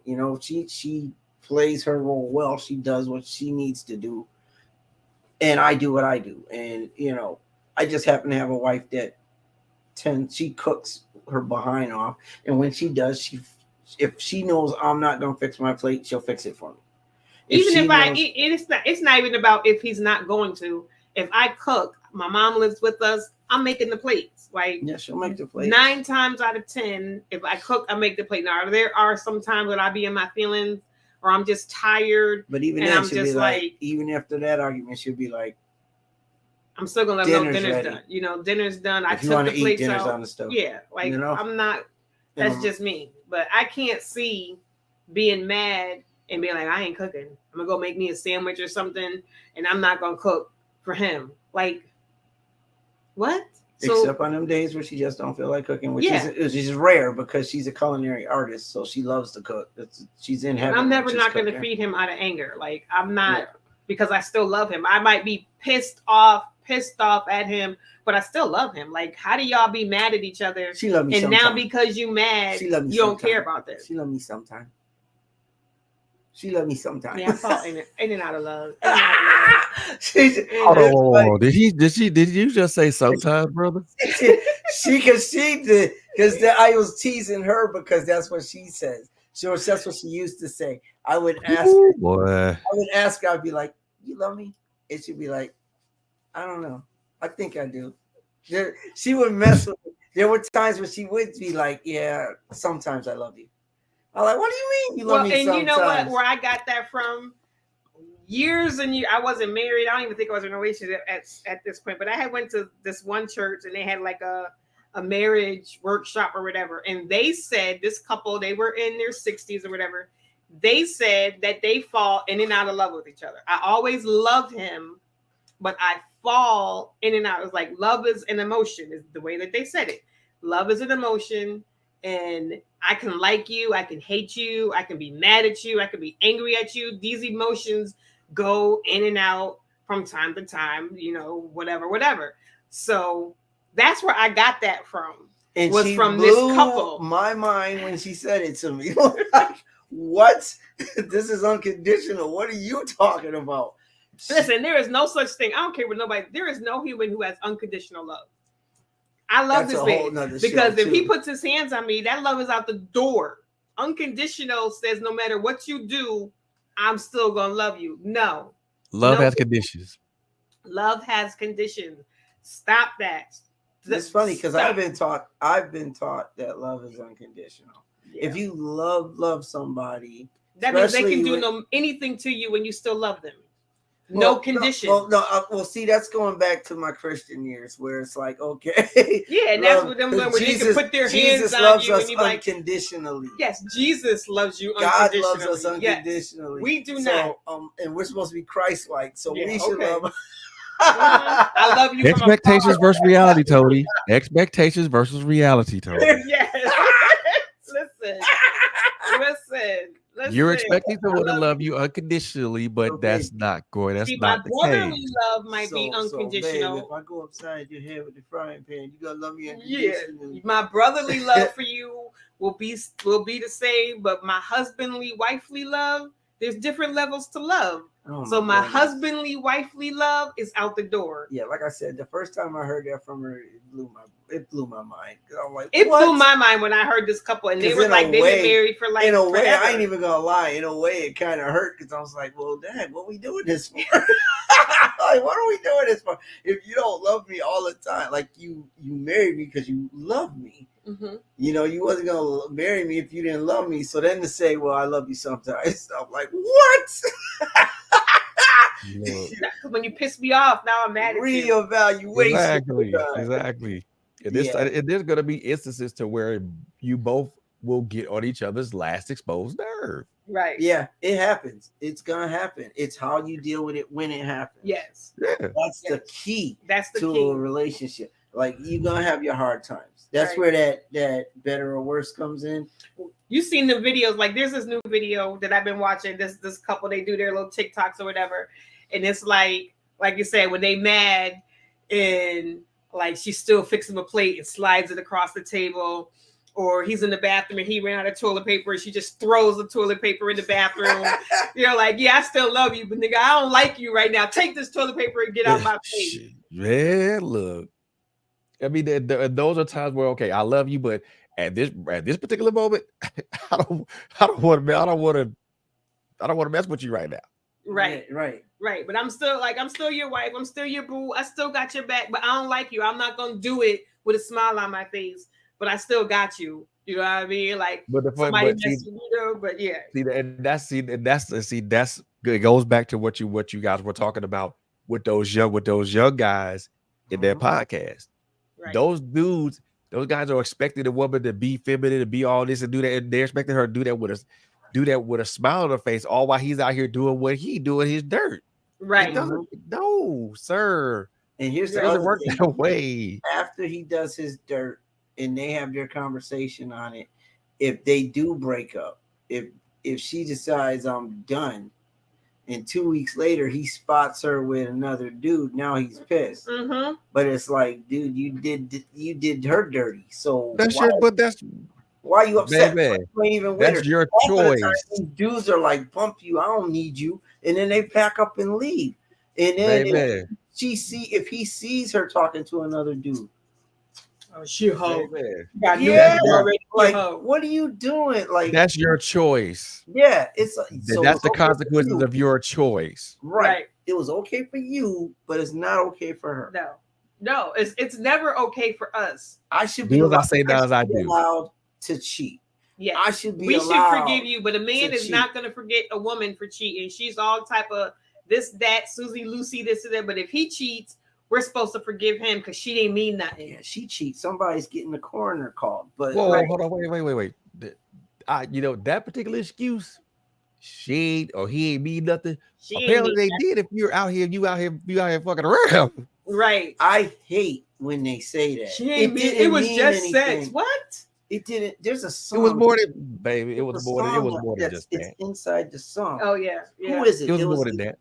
It might have been. Was it Neil? Somebody did a song that had that in there where like she was. It didn't. They were basically saying, "I'm sorry." Oh, for what I think it was did. a rap. It was like she ain't mean. I was coming right back. No, no. There's another one where he was like, she ain't mean that, and I was coming. Them, I was getting like, right back. Well, it wasn't a thing. It didn't mean anything with her. With her, it was just sex. Right. But with you, like that don't make it any better. Like, I love you. It was just sex. Like what? Huh? If you love me, you wouldn't that be makes with it worse because that means you had no dedication to me at all. Like that also means this could happen again. Right. With no problem because it really didn't mean anything. But I'm supposed to be okay. Yeah. You have an excuse. It's supposed to be okay for you to step out on me. But if I step on you, it's 100%. It's the problem. It's a big problem. It's a whole problem if the woman steps out on the man. But if the man steps out, that's where that mindset goes back to. I mean, it's been like this since the dawn of age that men, this is just the way men are. Men were, they were allowed to have multiple wives. So it's embedded in them to have multiple women. This whole social construct of one man, one woman, like God gave men multiple wives. He's the one who set it up. He may have been Adam and Eve, but he was okay with them having this woman and that woman and this wife, as long as they took care of them. That was what God did. And then society said, no, we're going to give you now you can only have one wife. So you took away it's just in their mind. It's in almost like it's in y'all's DNA to want multiple women. And so y'all, we are just supposed to be okay with that. It's not not a woman that wants kind of multiple different men. Because now, see, back then, like you were saying, as long as you're gonna take care of them, you got to be responsible for them. They're not looking. There ain't dudes out here right now doing that. They're looking for that responsibility. They're not looking at responsibility. They're not like, let me go and find 2 and 3 girls that I can screw around with and be responsible for them. They don't want that responsibility. Because let that second woman, because let that second woman have a kid, and it's like, why you go get pregnant? Like she did it on her own. Yeah. And then want to be, I don't want no babies. But you screwed around and didn't use the protection. So now then that's still her fault. Yeah. It still becomes her fault. Like you should have made him. Yeah. Why you let him off in you? Like, come on. Really? It takes two. Let him shoot the club up. It takes two. Like he had. That's what I'm saying, though, guy. That's what I'm saying. I mean, the way I look at that, if that's the bed of nails you want to make, then guess what? Guess who go out to lie in that? Yeah. Not the other person, but you. Yeah. And that's crazy. You go out to pay for that. Yeah. And that's her. The simple fact that and again, and I've heard dudes say this on multiple occasions that if I'm doing this, if I'm taking care of this, that, and the third, then I should be allowed to do this. I should be allowed to step out on my what? Huh? Yeah. What is that? Bro? Hold on. Wait. Stop. Like, so if you take care of the house and all this other stuff, then you're telling me that if you're out here taking care of your woman, the house, and all this other stuff, you should be allowed to go step out on your woman, and she's supposed to be honky dory with that. She's supposed to put a smile on her face she's supposed to smile in the face of infidelity. What the hell are we teaching our boys? And that's what they're. Or better yet, what the hell are we teaching our boys and girls? Yes. Yeah, we're teaching our daughters to be and the funny thing is, a father is never going to teach his daughter to be the side chick. He's never going to teach his daughter it's okay to let your man cheat on you. He is never going to teach his daughter that. But yet he will treat her mother like that. Yeah. Nope. Like no man has ever told his daughter, you know what, when you grow up, your man's going to cheat on you and it's perfectly okay. As long as he's taking care of home, you hold that man down. But he will do that to her mother. But you know what, though? When you come home from school, I need you not to make no plans because we're going to have a conversation. We can have a conversation about how it is you're supposed to be a hoe. We need to have this Wow. conversation. Right. So when you come in, make sure you come straight home so we can have this conversation because you need to know how to be a hoe in these streets. Yeah. But you know what though, Tony? Gotta get your Even twerk to that instance, it also goes back to spirituality and spiritual browbeating too. It Yeah. goes back to that too because some and I will say some, not all churches, not all churches, not all religions either, but I'll say Christianity for the majority of this. Mm. And this is not a knock on anybody that's a believer, so please don't come for me, please. But what I will say is that a lot of Christian churches will encourage women to stay with a man that's number one, that's a serial adulterer or a serial abuser, and Oh, yeah. they'll say, well, you're not praying hard enough for him, Yep. you're not covering him like you're supposed to cover him. Yep. Well, what else am I supposed to do if he's out here still out here philandering and cheating, and he's still putting his hands on me? How much more prayer and covering should I do? Can I It give this always person? comes back to it being the woman's fault, and and unfortunately that's also the biggest part of where women are taught your body's not your own. How dare you tell your husband no? What is, like, we were in one church and they were like, what is being in the mood? There's no such thing as being in the mood. If he wants it, you just give it. Like, that's your job as a wife to make sure. So it's almost like, so I can't say no. I can't be sick. I can't be like, I'm just, whether I'm in the mood, whether I feel. Well, I had a church do the same thing as a Pentecostal church. They said, Oh God. He said that basically you can't, like, your body's not your own, which, scriptural. But then they're like, he was like, if you're in the mood, if he's in the mood, then your body's not your own.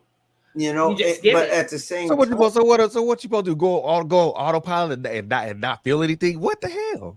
yeah. Well, what it comes down to is they're like, you can say no, and if y'all have the right connection and he cares about you like he's supposed to, then he has the right to listen to what it is that you're saying and No means no. agree with you.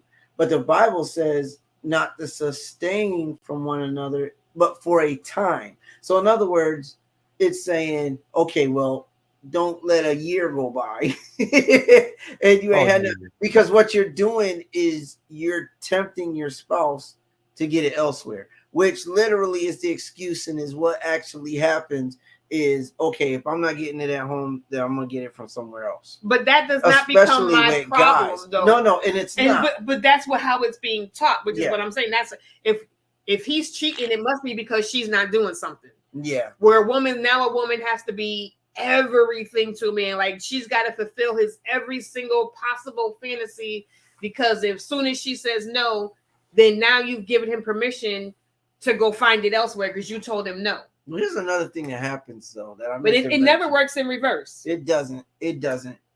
But I mean, it should though. It should though. It should. It would, really, because as soon as the woman steps out, she's a hoe, she's a slut, she's a freak, she's a this, she's a that, she's a whatever. And then she's in the hospital. Yeah. Like, right. I ain't even gonna bypass that. These dudes they're so mad about it that's how they play that card. Right. And it's but that's the wrong card to play. It is. Matter of fact, you have game. That's not even a game you play. But that's not a card. That's not a card in your head that you should be playing at all. You shouldn't even try to think about plunking that card down, especially if you're the one in the wrong. Yeah. But again, that's how it goes. That is the mindset right now, because men can't handle in their mindset their woman being with another man. There's no way. And then I'm going to get back with her. Man, is you kidding me? There ain't no way she let somebody else inside of her, and I don't know what she was doing with this man. But you slept with 5, right? You just and you can get slept with 5. You could make 5 babies. Sleep with 5 women in 1 month. You could make 5 babies, and she's supposed to be okay with that.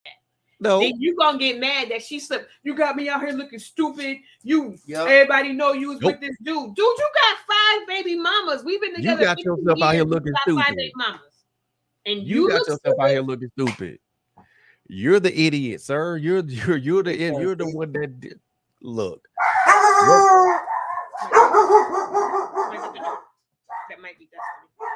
one of the things that I say that I'm gonna say this, and a lot of dudes are gonna be mad at me when I say this here, but I don't care.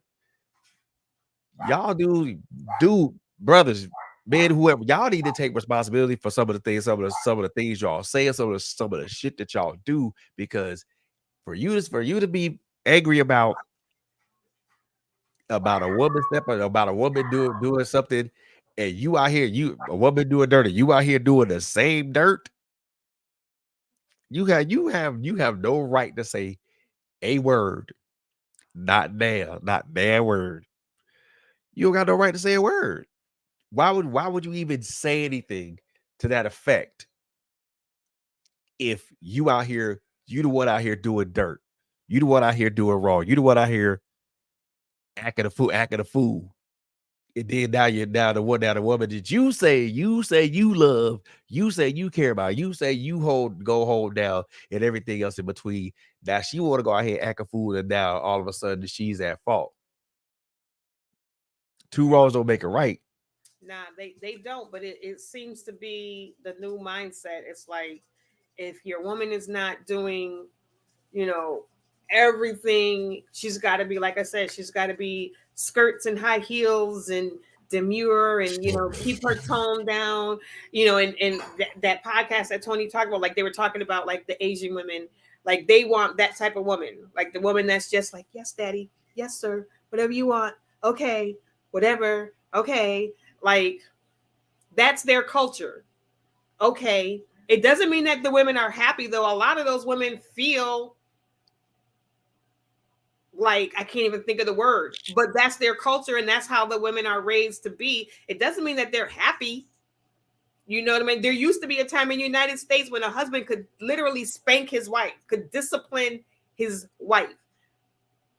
Y'all want to go back to that? Like that's what it feels like. That's what they're like. That's where the turn is coming. Like y'all want to go back to where women had no rights, where women were just basically like barefoot and pregnant. That's y'all job. Y'all just take care.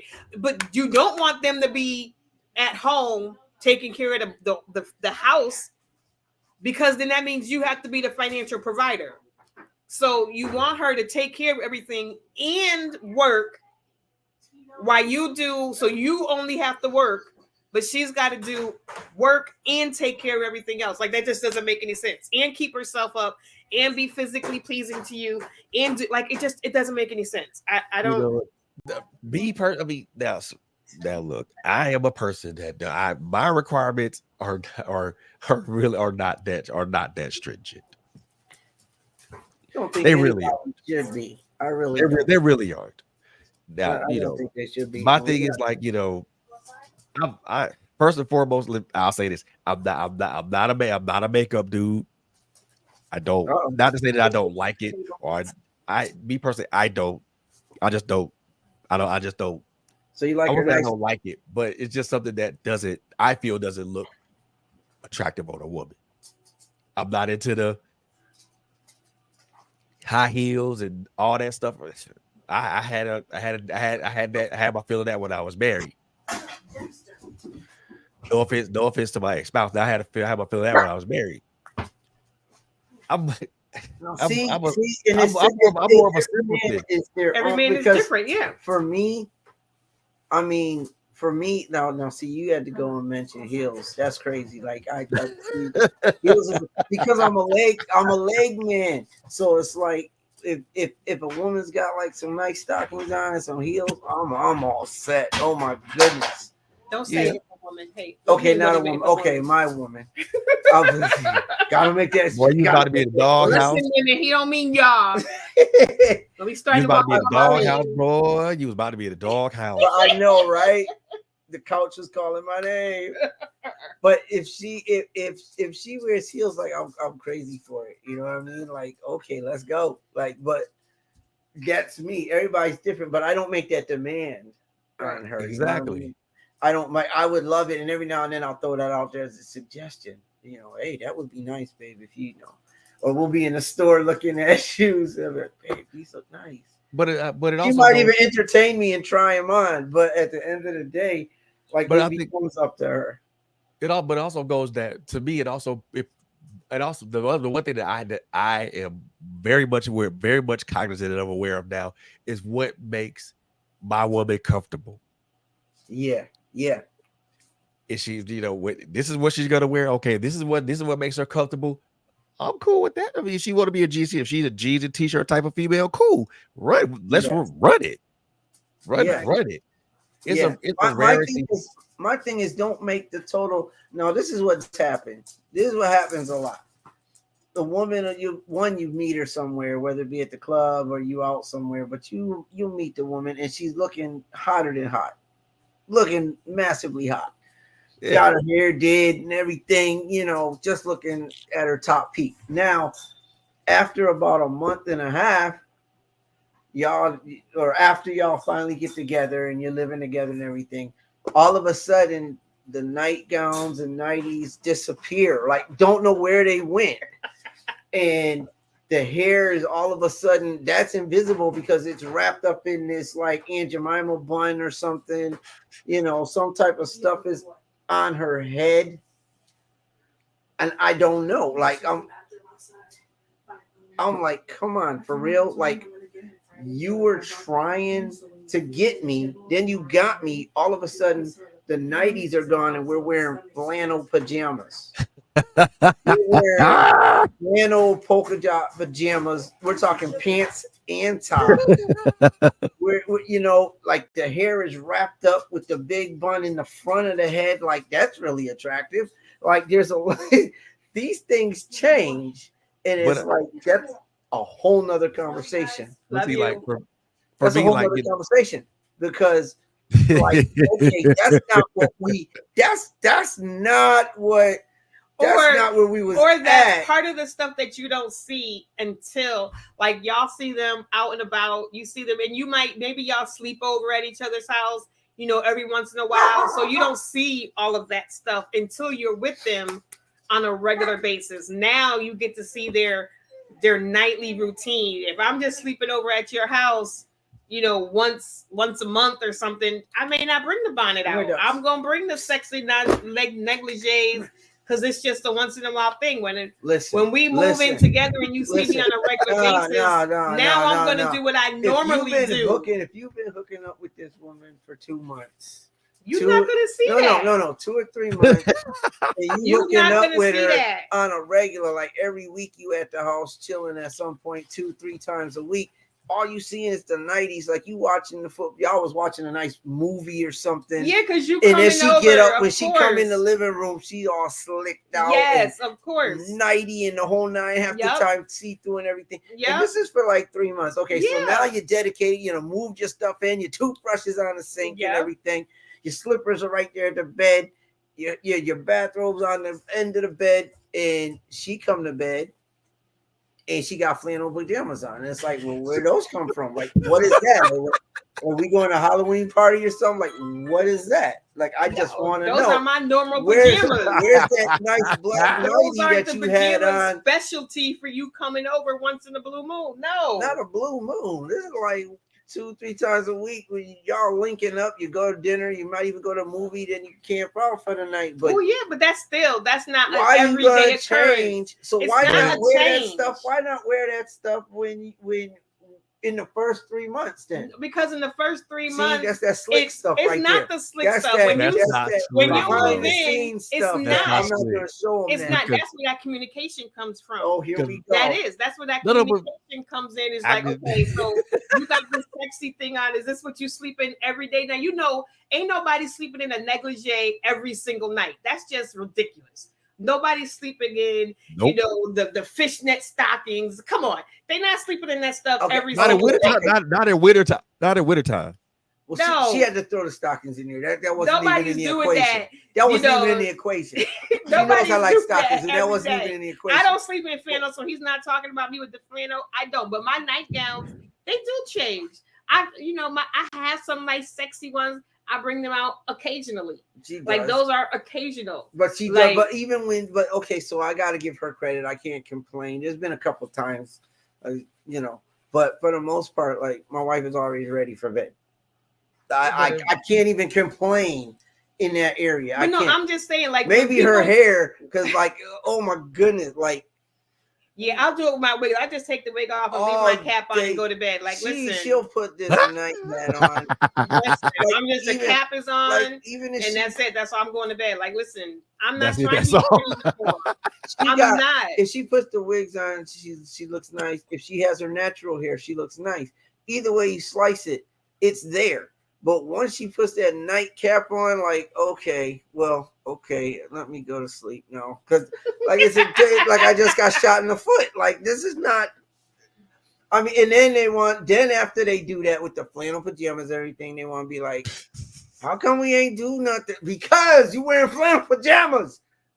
When did that become sexy? I don't understand. What is the That's the- purpose that- of being that- attracted to the negligee? Because all you're gonna do is take it off. It's the body you want. Because it's a presentation. If I come to her for Christmas, that if should I be a come- if I deterrent. come to you, if I come Unwrap to the you, present. if I come to you for Christmas morning and I just hand you the gift that's not wrapped, you're gonna be like, you could at least have wrapped it. So how about Unwrap you it. gonna give me- Basically. Do you think could at I least care? wrap Do it. you That's think what I I'm saying. care if the present is wrapped in a paper bag or some shiny wait. stuff? I don't care what it's wrapped in. Oh my I want the goodness. present that's inside the wrapper. I don't care how you wrap it. It could be all in a bag, like we was talking about. We're not doing wrapping paper. We just putting it in a bag with some tissue paper on top. That's still That's that's it. still It's- that's it's still wrapped. nice It's okay. and decorated. Listen, The flannel nice. pajama should not be a deterrent, bro. The flannel pajama should not be a deterrent. It's a deterrent. not. It can It be is a not. It deterrent. should not be a not. deterrent. Listen. unwrap the listen, package. check it out. If you've been with her all day long, out traveling all day long, and with somebody like my boo, if she knows she's spending the day out with me, she gets dressed to the T. Just because she wants to. I don't ask for that. It's what she does. She's like, I gotta represent my man.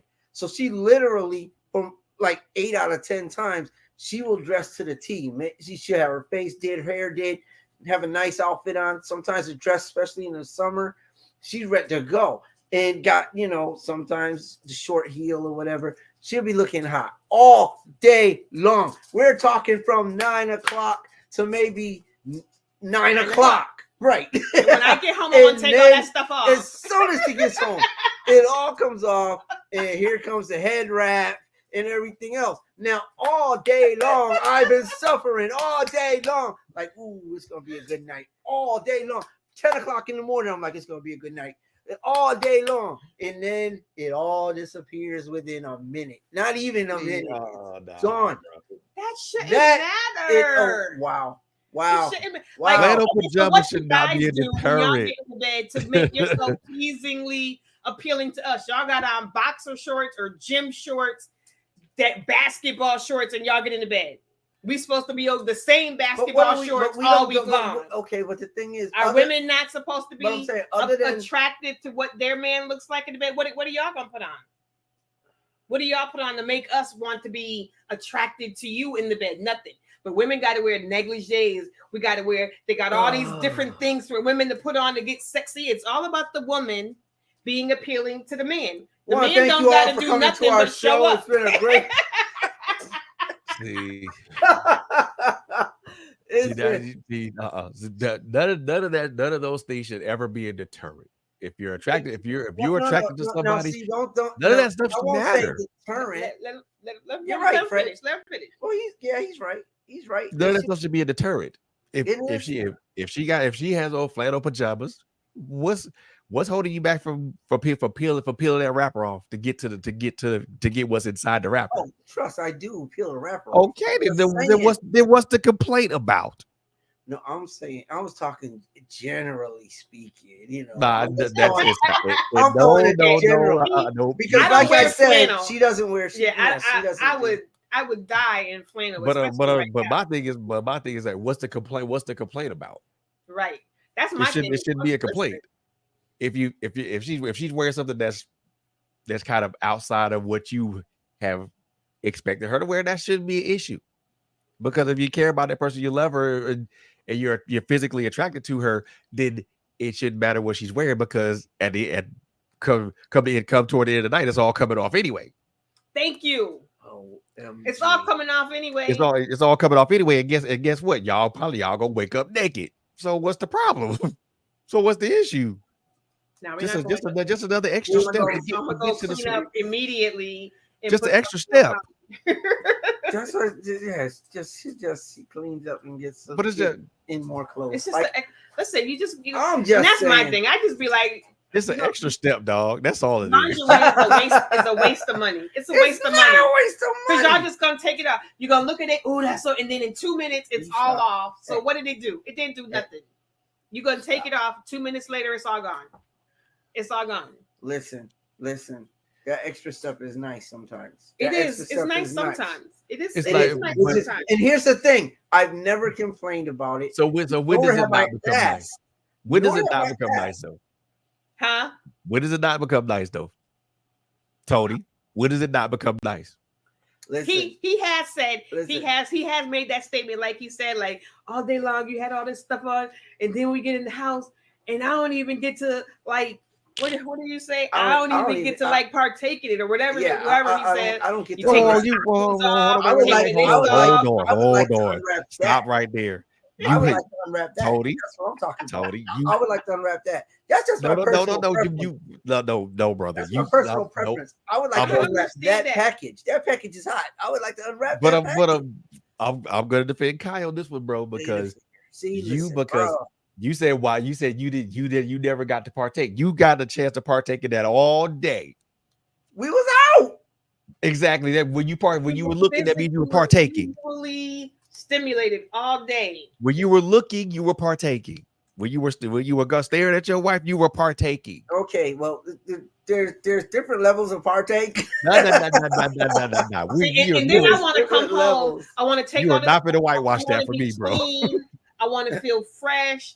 And now I want you to partake. And now you're like, you done took all this stuff off. Yeah, no, I'm nice. I'm clean. I feel fresh. Like, I don't want you feeling all over me. I've been out in these clothes all day long. They probably all sweaty, dirty, nasty. Right. No, Here we go. Yes, no, I don't want to do that. I want to get clean, put on something clean. Like, well, I like the stockings. I wanted to. No, you don't want those stockings, baby. No, I had them on. Like, no, I'm not. No.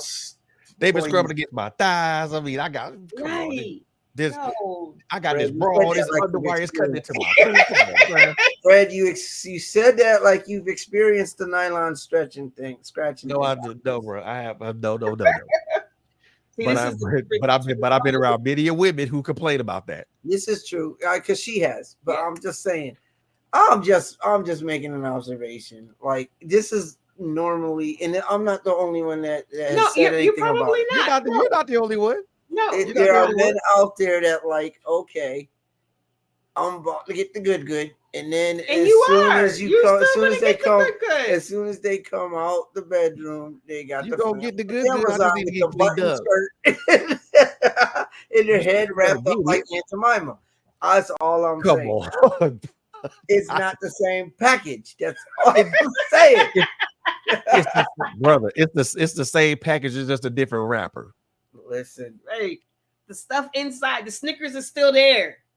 Yeah. You peel apart a different wrapper.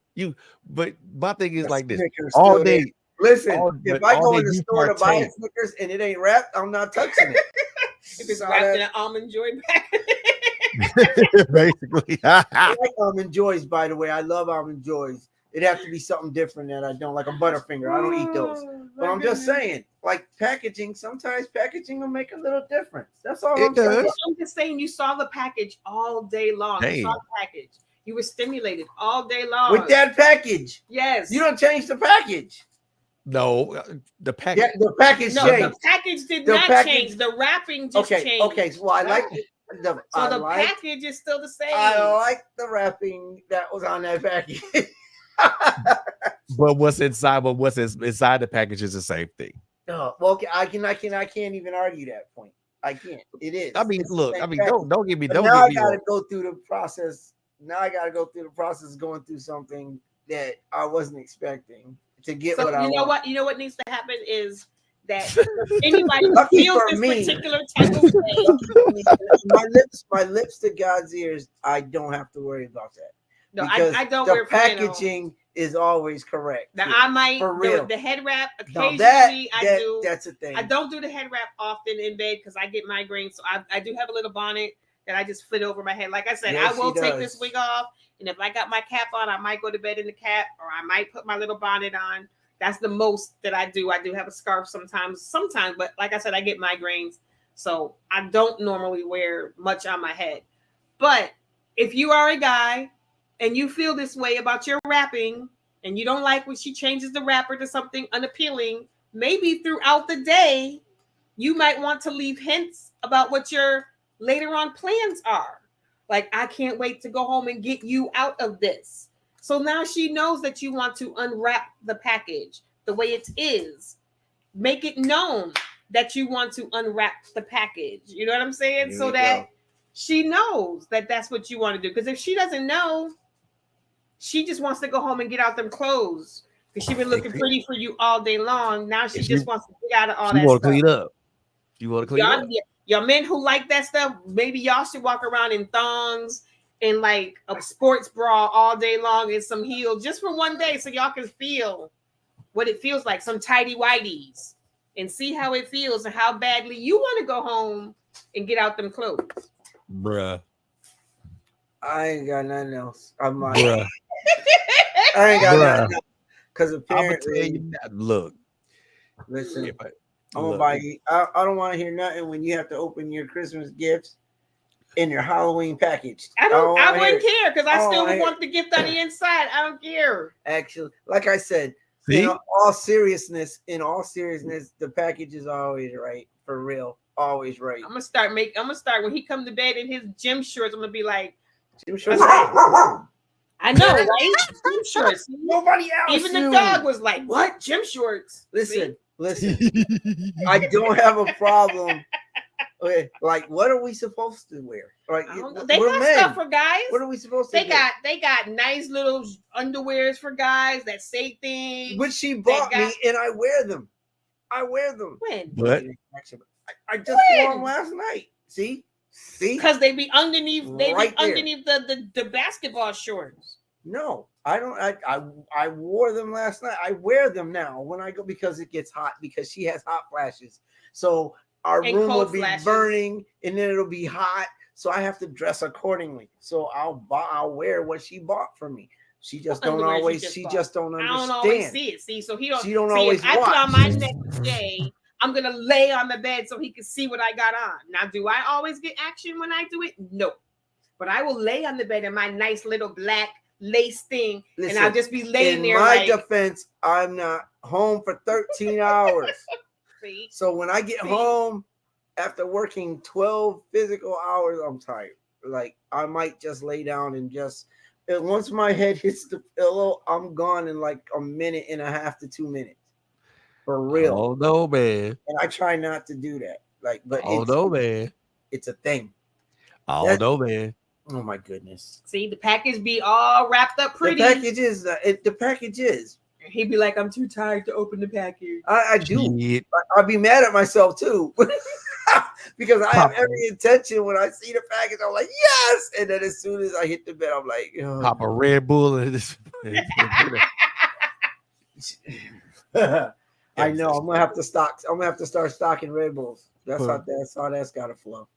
I mean, and I believe that that's important for relationships or marriage relationships, period, to even get that way. That it's got to be that level of spontaneity. So gonna be. I know my girl don't work 8 hours, so let me make sure that she got dinner. Let me make sure that she gonna eat something. Let me run her bath water and some stuff like that. Those things help out. Those things are welcome. And it also could go to the opposite. I know my guy been working 12 hours. He knows I'm gonna cook dinner, but let me do something else. Let me do something extra. Let me do something else for him that he may not expect, that he may not even expect. You're saying like I don't do extra stuff. I was talking in terms of if I can get him to take a bath, that would be he is so anti-bath. Like, he'll take a shower all day long. I'd be like, babe, when your muscles hurt, it'll be awesome to take a bath. Like, get in that. Let me tell you something. I'm a guy. I don't take baths. What? No, bro?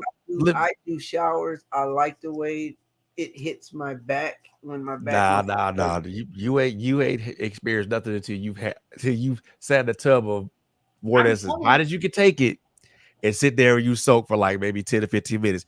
Let you, me tell you something. Epsom salt. Yeah, I'm see, telling. I'm I trying to haven't. tell him. I Some love my Epsom shower. salt, some rubbing alcohol. Yep, I Look, be trying to tell him I like take that's my a shower. I whole nother take level. showers. I'm not a bath dude. I'm a Trying shower to guy. tell no, him. you ain't you Shower guy. that's look, get run you some bath water, put some Epsom salt in there, light you a couple candles, play some music, sit in the bathtub for like Yes, I be trying and to tell soak in him. there for a while. He's missing Let me tell out. you, My grandmother used to be great with that Epsom salt, man. She used to love dude, it's real. You just go to the store, buy you some Epsom salt, run water as hot as you can take it, pour the Epsom salt in there, swirl it around a little bit. If you got some green alcohol, pour a little bit of that in there, and it. just I sit there, mean, just I sit be in the trying to tell him tub. like, babe, when you do it, you gonna feel so much better. Like it's a different feeling than letting the water hit your back, like soaking in. I That's why people do. They go in the saunas and they go in that. They got the hot tubs. That's why. Like it's a whole. Now he'll do a hot tub. I I'm like, will. what's the difference I'll between a do a hot hot tub and a tub. bathtub? What's the I'll difference? definitely do a hot tub because it doesn't feel like a jets. bath. Yeah, the jets are wait. Now see, now because that represents a shower. Like you getting No, hit that with the does not jets. represent the I'm getting hit with the shower. water, underwater, but Oh I'm still my getting hit with the goodness. water. Oh That's a my. beautiful You thing. see what I married? Let me I'm tell you glad you something. brought that You up. see what I I'm glad married? you brought because that's the See, thing. I if love you sit that.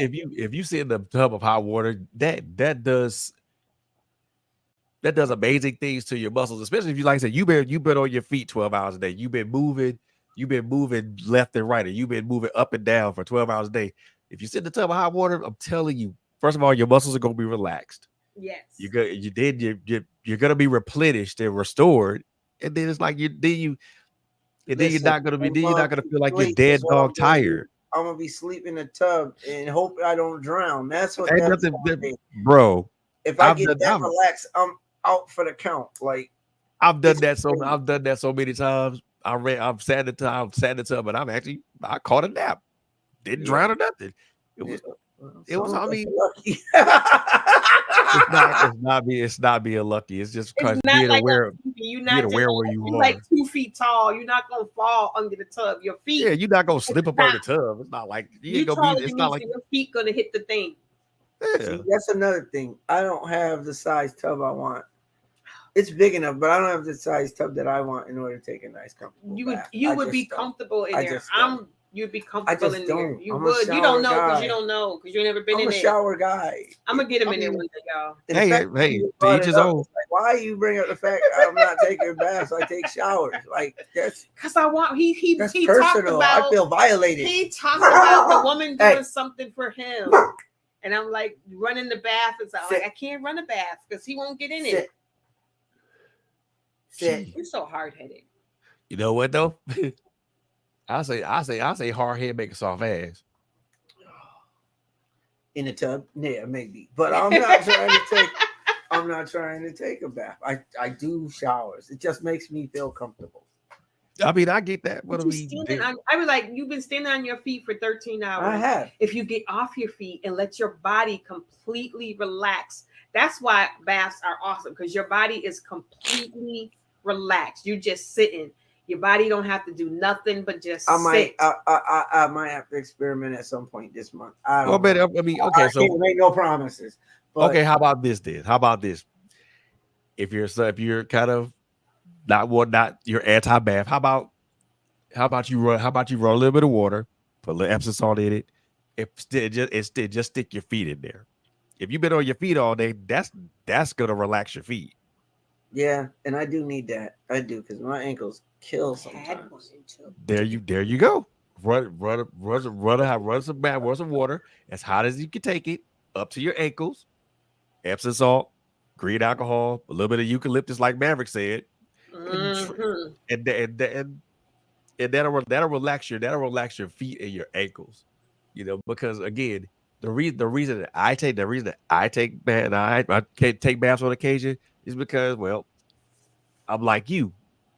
I'm not always on my feet 12 hours. I'm not on my feet 12 hours a day like you are, but I exercise and I do a lot of walking. A lot of my exercise it entails walking, and Yeah. all that is murder on my joints. Right. So and I have bad knees. I have really bad knees like my father. Yeah, I And I'm do too. hoping to God I don't have to have have any type of knee replacement surgery in no time in my hoping that's not in my future at all. So I have really bad knees. It's So no joke. Knee Yeah, it's replacement so no surgery joke. is no She's joke. gone through it I twice. love taking baths, but because I still have residual pain after getting both knees replaced, which is why I no longer my closet is full of sneakers. I was not a sneaker person. He got his fill of heels because all I owned was heels and maybe 2 pairs of sneakers. Now I got 50 pairs of several pairs. sneakers and 1 pair of heels. You know, I get in the. It's hard for me to get in the bathtub, and it's super hard to get out. So as much as I love a bath, it's like a full workout. Yep. So but I said that bathtub because again, I put all that stress on my joints and I need to relax. Yeah, Need to it's so let those muscles relax and let those joints, relax and, yeah, and recover. And then when I get out the tub, I have a lot more energy and my joints don't hurt as much as they did when I got in the tub. yeah. Like I said, I might venture into I might have to like this month. I go. might try one. Maybe we'll have to like make every 3 months or something. We'll go get a room or something that has a hot tub in it or something. See, now Okay. that's what I'm talking about. See how she get them ideas. That'll be the compromise. That's a That'll be compromise. my way of getting him into a tub. You can't bring soap and water in a hot tub. You can't bring soap and a rag in a hot tub. Why not? Uh-oh. The ones that'll be in the hotel rooms. In the room, yeah, but Yeah, I thought not you like did a public one. No. oh damn, my bad. Oh yeah, no, not like a public one. Not Like the communal rent ones, a huh? room. Yeah, no. I don't even like those communal ones unless it's like my girlfriend. She got a hot tub in her backyard. Like, yeah, maybe that. But like, I ain't going to no Communal like ones? gym and they got the Nah, hot tubs. No, because I don't know where your body been and I ain't getting But in there. I understand where he's coming from with the hot tub because the jets do simulate Them a jet. shower. Yeah. They What? do simulate a shower. So in some ways, but for me, Yeah. I know I for mean, me they that feel good on your back right there. You're getting double duty. You're getting your body's 100% relaxed, and you got the jets pulsating on different parts of your body. see that and for me that's wholly uncomfortable. That's wholly uncomfortable for somebody who has back issues like me. That's wholly uncomfortable. Yeah. It smells sweet. Yeah, we're smelling a fragrance like It smells like somebody sprayed air freshener or something. something. Yeah. Yeah. Smells good. But Who smoking lie? Yeah, you know what I mean? Yeah. I don't Only other smell person it in the house is strong. my mother. So It's strong. It's very strong. Who smoking lie? It does. It smells like somebody sprayed air freshener. Yeah. Let's see. I ain't over there, so I don't know what it is. But we Oh, will Lord. have to get back into this conversation Yeah. at another Yeah, we point. are. So we've been doing relationships for That's a what minute. It's we kind do of what we because started. It works. It there's a lot Relationships to be and said. family is what he's been. We started sofa chats with relationships. He's done relationships, and I've kind of gone into family and parenthood. But yeah, we're gonna work on this Monday. Y'all guys join me Monday. Monday, my guest is gonna be Shalonda Williams. Ooh. She has been our life friend, but she has a new book coming out, and so I'm gonna have her on Monday, Ooh, 11:30 boy. p.m.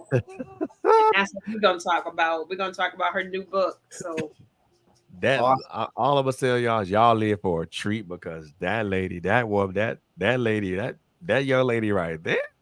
yeah, She's been such a good friend to us.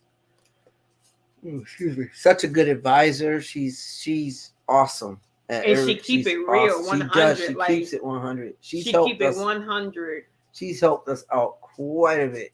She is not a friend to be like, She's I got chickens. Math is a mess.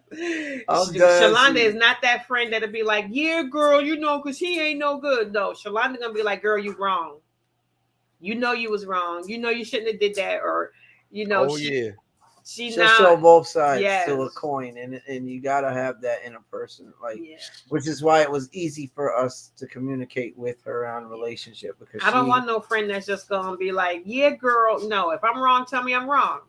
Like, keep it 100. Some people just want, yes people in their lives to make them feel better. But nah, if you my real friend and I'm screwing up, tell me so I can fix myself. You know what I mean? I may not like it. Nobody likes to be told that they wrong. Nobody wants to be held accountable. But if you really my friend and you really got my back, and you really care about me, you gonna tell me when I'm screwing up. Yeah, serious. Iron sharpens iron. 100%. I'll probably be watching that show on Monday from work. Y'all live for a treat. That lady, that young lady right there. Really partake in it. Oh yeah, y'all are in for I can a definitely huge treat. watch or listen. Yeah. Huge treat Monday. Come on back Monday, 11:30, maybe even 11, because I might need a full 2 hours for her. 11 to 11 to 1 instead of 11:30. Yeah, y'all might need a full hour because the wait, but when she came on with me, yeah, that's 100% a woman of God, 100%, and not religious in that, like, oh my goodness, I don't want to talk to her, I don't want to hear it type of way. Like, no, she's really good. She's really, a people person, and she is really about helping people be the best version of themselves that they could be, getting over past traumas, getting over, getting through all of that mess and all that stuff to really help you be the best that you could be, help your relationship, all of that stuff. Like, that is who she is. Yep. She's good. For sure. And I know this month is all about the author, so probably tomorrow I'm probably gonna come up here until we got up, and I'm gonna do a mini review of a book. I ain't telling which book I'm gonna do. No, so it'll be a surprise. Okay. So I'm just gonna do a mini review, do a little bit of do a reading of a book, and just kind of just let everybody know what I thought of the book, what stood out for me, in the book, pros, cons, everything in between. And tell the people what time you be on. 8 o'clock tomorrow, possibly 8 o'clock tomorrow. So okay. So make sure you guys tune in for that, because I'm probably gonna do a book review. Make sure that y'all like and subscribe to the Trailblazers radio station. Yes. Like I said, we are Sofa Chats, but we are on Trailblazers Radio Network. So Trailblazers Radio on Facebook, on TikTok, on Instagram, on YouTube especially. Make sure that y'all are following so that you will get notified whenever there is a show. Make sure you go and subscribe whenever there is a show that you'll see, because it's not just us. It's not just Fred. There's other people for you to, other shows for you to watch, other shows for you to take part in. And if you would like to sponsor a show or the whole network as a whole, because like I said, there are multiple shows to get your stuff out there. We could talk about you, we could talk about your product, whatever it is. And if you have music that you want played, we can play it. Make sure it's clean, make sure it's radio ready, please. And make sure you own it. Please. Yes, make sure you own it. Don't be sending us a track. To the very least, have permission for the producer to use it. Yes.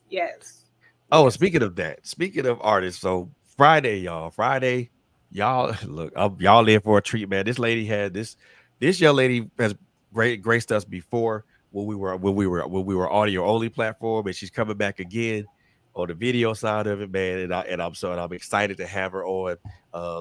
Miss Hershey Stephenson, aka Hershey the lyricist. We're gonna talk about her music journey. We're gonna talk about the, where she fits at in the Houston, Texas rap scene, hip hop scene, and she's gonna do a live performance of her song "Suffer for Me," and we're gonna talk a little bit about that song and why it's important for brothers to listen to this song and understand the meaning behind it. So y'all gonna be in for a treat, because it's gonna be a live performance. Like you said, yes, there's a lot happening on Trailblazers Radio, so tune in by all means. Next Wednesday, same time, same T channel. It'll be T Wade next week. T Wade, and don't forget, Wednesday. Like Fred said, this month is author. So if you're an author and you want to get your shine this month, reach out to Trailblazers Radio. It's trailblazersradio@gmail.com. Yep. Please, because reach out. We can give y'all some recognition. Yes, but I like I said before, like I said on a couple of shows before, I got a pile of books over here from authors that I've supported, and I've read all of them. And it's really high time that I gave these So authors. we lost all our books. It's high time that I gave these authors their just due. About that. Yeah, we authors need their, like, I got to get back. I got into the music scene and I dropped my book like a hot potato. Then I went back to it when I took a pinch of a breather from the music, and I was trying to get back into my books, but I have a contest I have to get in for the music. So I got to dive into the music for another 3 weeks before I can hit my book again. I can't do them both at the same time because I end up focusing on one. Like, when anybody who's an author, they know when you get into a book that you're writing and it's getting really good, you don't want to stop writing. Even when I walk away from the computer, it's like, oh, I want to go back to that chair because the ideas are still flowing.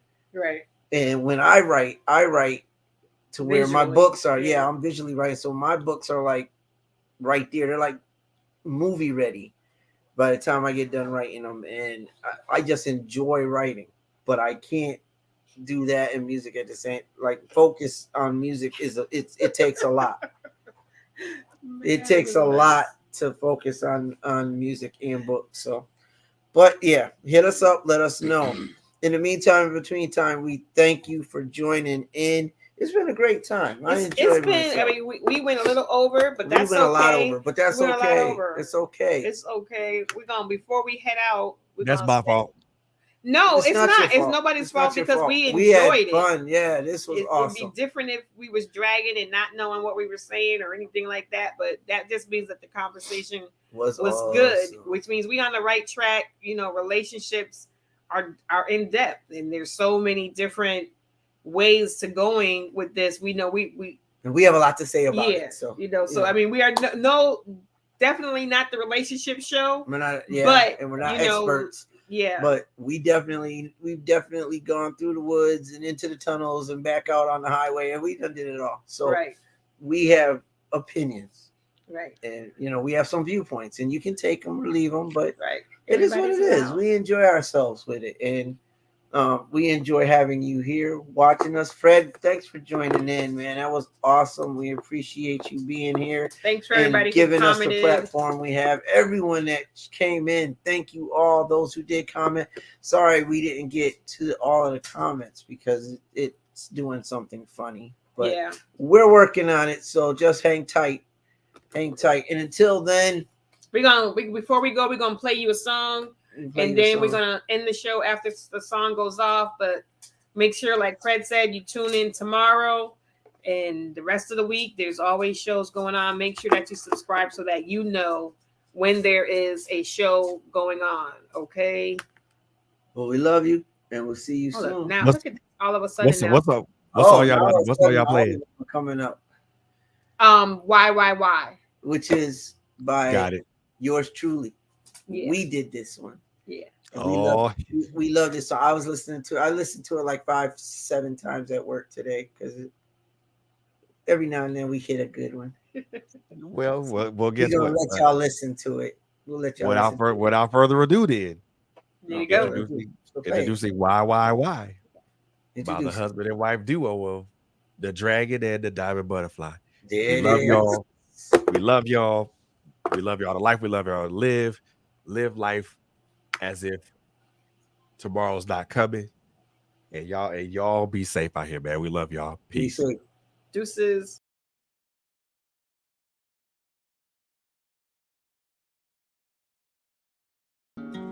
Why? Tell me why you do me like that? Come on, tell me why? Tell me. Gave you all of me. I set your mind and body free.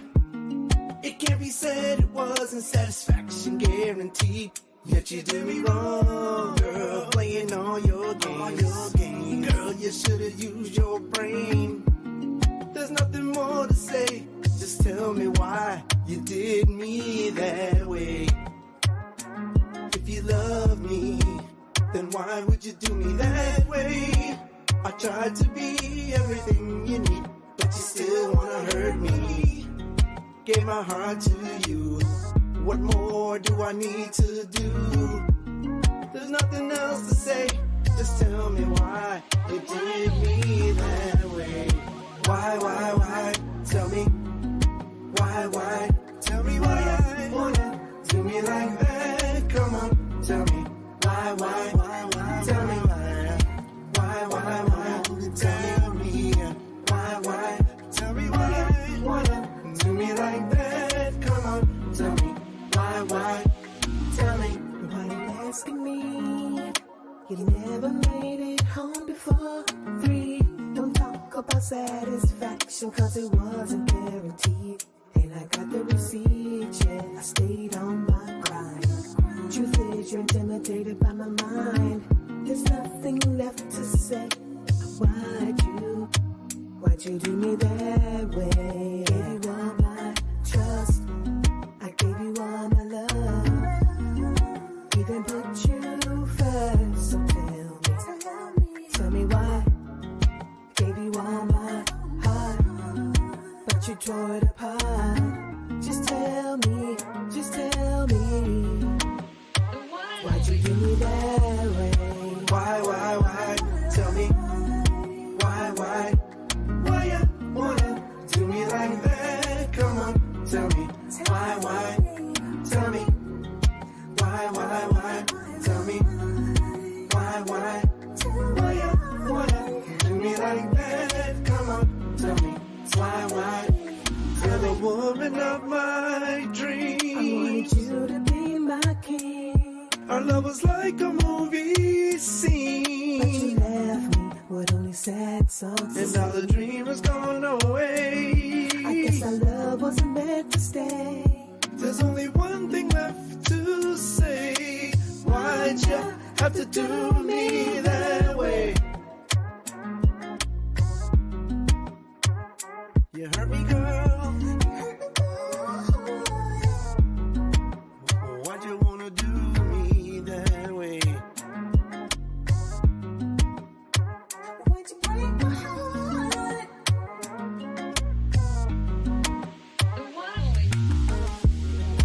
Why? Tell me. Why? Tell me why. Do me like that. Come on, tell me. Why? Me, girl. Tell me. Why? Tell me. Why? So tell me why. Do me like that. Come on, tell me. Why? Tell me. Why? Tell me. Why? Why you wanna do me like that? Come on, tell me. Why? I give you tell me. Why? Tell me. Why? Why you wanna do me like that? Come on, tell me. Why? Tell me. Why? Tell me. Why?